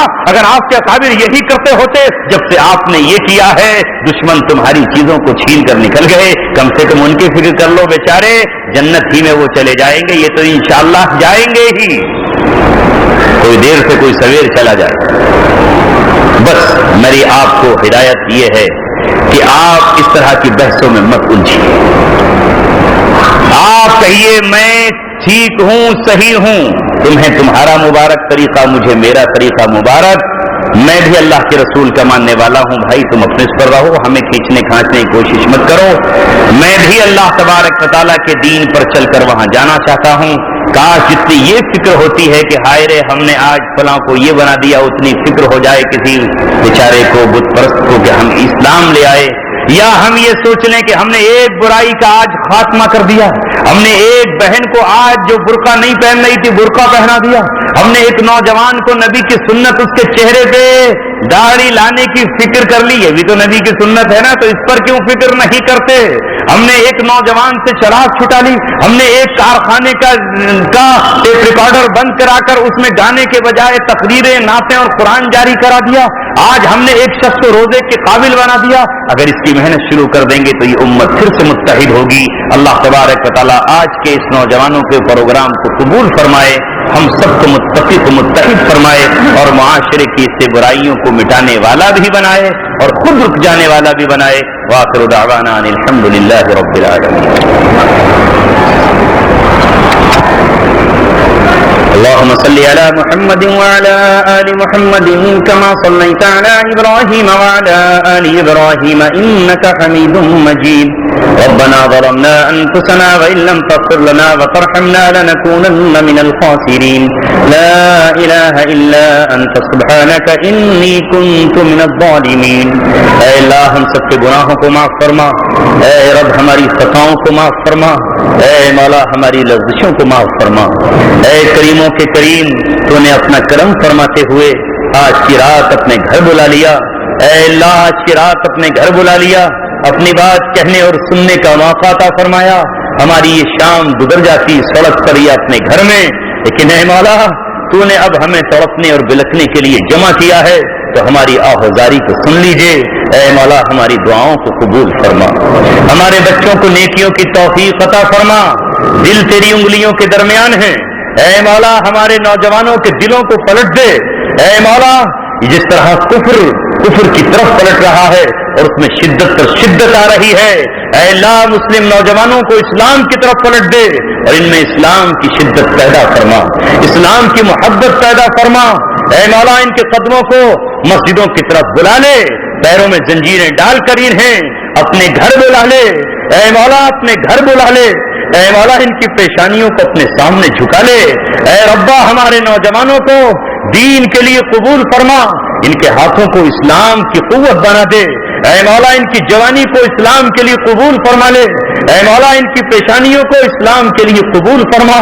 ان کا لہو قبول فرما، مال اور دولت قبول فرما، اے اللہ پوری دنیا میں ہمارے دشمن تیرے دشمن اسلام کے دشمن متحد اور متفق ہو گئے، ربا امت مسلمہ کو بھی متحد فرما دے اور جو ان کو توڑ رہا ہو اس کی گردن کو توڑ دے، جو امت کو بکھیر رہا ہو اس کے جسم کو بکھیر دے، اے اللہ جو امت کو منتشر کر رہا ہو اے اللہ اس کے چیخنے مچا دے، اے مولا کریم امت کو جوڑنے والے پیدا فرما دے، اے اللہ یہ ٹکڑے ٹکڑے ہو گئی، تبھی اس کی بیٹیاں ٹھوکروں میں ہیں، تبھی اس کے بچوں پر آگ برس رہی ہے، اے مولا کوئی نہیں جو اس کے بچوں کے کٹے ہوئے جسموں کو سینے کے لیے ایک سوئی بھی لے کر چلا جائے، ایک ڈاکٹر وہاں بچوں کے زخموں پہ مرہم رکھ کر ان کے ہونٹوں کو بوسہ دے دے، ملک شام تڑپتا رہا، عراق کے لوگ بڑکتے رہے، رب کعبہ افغانستان کے لوگ تڑپتے رہے، مگر کوئی نہ پہنچا ان کی سرحدوں میں ان کی تسلی کے لیے، اے رب کعبہ اس امت کے گناہوں کو معاف فرما دے، اس امت کو پھر سے محمد بن قاسم جیسے جیالے عطا فرما دے جو ماؤں کو جیلوں سے آزاد کرنے کے لیے سمندروں کی چھاتیوں پر اپنے گھوڑے دوڑا دے اور صحراؤں سے نکل کر اٹھ کھڑے ہوں، اے مولا اس امت کو پھر طارق بن زیاد جیسے اسلام کے رہبر و رہنما عطا فرما دے جو اپنی کشتیاں جلا کر اسپین کو اسلام کے نور سے منور فرما دے، اے اللہ اس ملک کے لیے بھی پھر سے احمد شاہ ابدالی اور محمود غزنوی کو اونٹوں پر کجاوے کسنے کے لیے قبول فرما دے، ان کا رخ ہماری طرف کر دے، اے رب کعبہ، اے رب کعبہ دنیا میں شرک و بت پرستی کی آگ جل رہی ہے، اسے بجھانے کے لیے دور صحابہ کو زندہ کرنے والے اسلام کے جیال اسلام کو نصیب فرما دے، اے اللہ ہماری تگ و دو قبول فرما، ہماری جد و جہد قبول فرما، ان بچوں کی قربانیاں قبول فرما، ان کے سرپرستوں کی سرپرستی قبول فرما، اے مولا ہمارے نوجوانوں نے جو کارخانے لگائے ہوئے ہیں، اے اللہ کوئی مشین پر بیٹھا ہے، کوئی فرش پہ بیٹھا ہے، ماؤں نے جگر گوشوں کو کمانے کے لیے بھیجا ہے، مگر یہاں یہ آ کر ماں کو بھول گئے، اور انہوں نے ناچنے گانے والیوں سے دوستیاں کر لی، موبائل پر پھرکنے والی بے حیا عورتوں کو دل دے دیا۔ اے مولا وہاں ماں تڑپ رہی ہے لیکن بیٹا سال سال تک ماں کے ہاتھ پہ 1 روپیہ نہیں رکھتا۔ اے اللہ ان بچوں کے دل پھیر دیجئے، انہیں ماں کی یاد دلا دیجئے، ماں کی ممتا انہیں یاد دلا دیجئے، ماں کی راتیں جو اس نے سوچ سو کر نہیں بلکہ جاگ کر گزاری ہیں وہ یاد دلا دیجئے، بوڑھی ماں کی آنکھیں یاد دلا دیجئے، اس کے بڑھاپا یاد دلا دیجئے، تاکہ یہ نوجوان اپنی کمائی ہوئی رقم کو برباد نہ کریں، شراب پہ خرچ نہ کریں، ناچنے گانے پہ خرچ نہ کریں، عید کے موقع پر جائیں۔ اے مولا یہ جب گھر جائیں تو سب سے پہلے اپنے ماں کے ہاتھ میں اپنی کمائی ہوئی روزی رکھ کر کہیں ماں یہ تیرا ہی صدقہ ہے، اسے رکھ لے اور ہمیں دعائیں دے دے۔ اے ربا ہمارے نوجوانوں کو گمراہی سے بچا لے، یہ سیلاب جو آج آیا ہوا ہے اے مولا اس پہ بند باندھنے کے لیے ہمیں قبول فرما لے، برائیوں سے لڑنے کے لیے ہمیں قبول فرما لے، جسم و جان قبول فرما، روح و ایمان قبول فرما، ہمارے بچے قبول فرما۔ اے مولا ہماری اولادوں کو نیک بنا دے، اگر ہم دوسروں کو نیک بننے کے لیے کہتے رہے اور ہماری اولادیں شیطان چھین کر لے گیا تو مولا ہمارا تو سرمایہ لٹ جائے گا، ہماری تجارت تو خسارے میں جائے گی۔ اے مولا ہم کل قیامت میں کس طرح لوگوں کو منہ دکھا سکیں گے اور دنیا میں کس طرح ہم تیری بات پہنچا سکیں گے؟ ہماری اولادوں کے دل پلٹ دے، انہیں بھی دین کا دیوانہ بنا دے، اسلام کا شیدائی بنا دے، اپنے دین کا عاشق بنا دے۔ اے مولا خون کی بوندیں اسلام کے چمن پہ نچوڑنے کے لیے ہمیں تیار فرما دے، اور امت کے جن جوانوں نے اپنی رگوں کو اسلام کے لیے کھول دیا اور اپنا خون اسلام کے چمن کو دے دیا، اسلام کے پیڑوں کو اور ان کی جڑوں کو اپنے خون سے سیراب کر دیا، اے مولا یہ کسی اور کا نہیں، یہ امت کے جیانوں کا خون ہے، یہ امت کے شہزادوں کا خون ہے، یہ امت کے اے مولا بہت ہی امیر ترین لوگوں سے لے کر غریب ترین لوگوں کا خون ہے، جنہوں نے تیرے دین کو سیراب کرنے کے لیے، اس چمن کو لہلہانے کے لیے، اس کی پتیوں کو دوبارہ سے شادابی عطا کرنے کے لیے لہو نچوڑ دیا ہے۔ اے مولا اب اس خون کو قبول فرما جو چیچنیا سے، صومالیہ سے، بوسنیا سے، عراق و شام تک بہتا رہا، جو یمن سے لے کر کے برما تک بہ رہا ہے۔ اے مولا اسے قبول فرما لے، اس صدی کو ہماری صدی بنا دے، آئندہ ہر سال کو ہماری فتح کا سال بنا دے، کفر کے زوال کا سال بنا دے۔ اے مولا اب اسلام کے سورج کو بدلیوں سے باہر نکال دے، اے مولا اب اسلام کے سورج سے ساری دنیا کی روشنیوں کو مکمل فرما دے اور اندھیروں کو ختم فرما دے، اسلام کے سورج کی تابانی سے اے مولا سارے جہاں کو منور فرما دے۔ اے اللہ یہ خطہ جہاں 800 سال تو نے ہمیں حکمرانی کے لیے دیے اور ہم یہاں انصاف بانٹتے رہے، اب اس کے گلی کوچے انصاف کو طرف گئے، اب اس کے در و دیوار انصاف کے لیے بھیک مانگ رہے ہیں۔ اے مولا پھر سے شمس الدین التمش کے جانشین پیدا کر دے، اورنگزیب کے حامی نصیب فرما دے۔ اے مولا اس تخت کو پھر سے شیر شاہ سوری عطا فرما دے جو انصاف سب کو بانٹ رہے ہوں، جس میں اپنا بھی انصاف لے رہا ہو اور بیگانہ بھی انصاف سے مزین ہو رہا ہو۔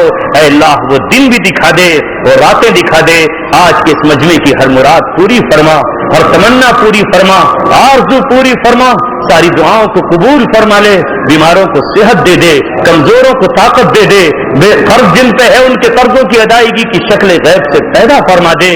اے مولا ہماری ان دعاؤں کو اپنے حبیب کے توفیل اولیاء کرام کے صدقے میں قبول فرما۔ سبحان ربک رب العزت عما یصفون وسلام علی المرسلین والحمد للہ۔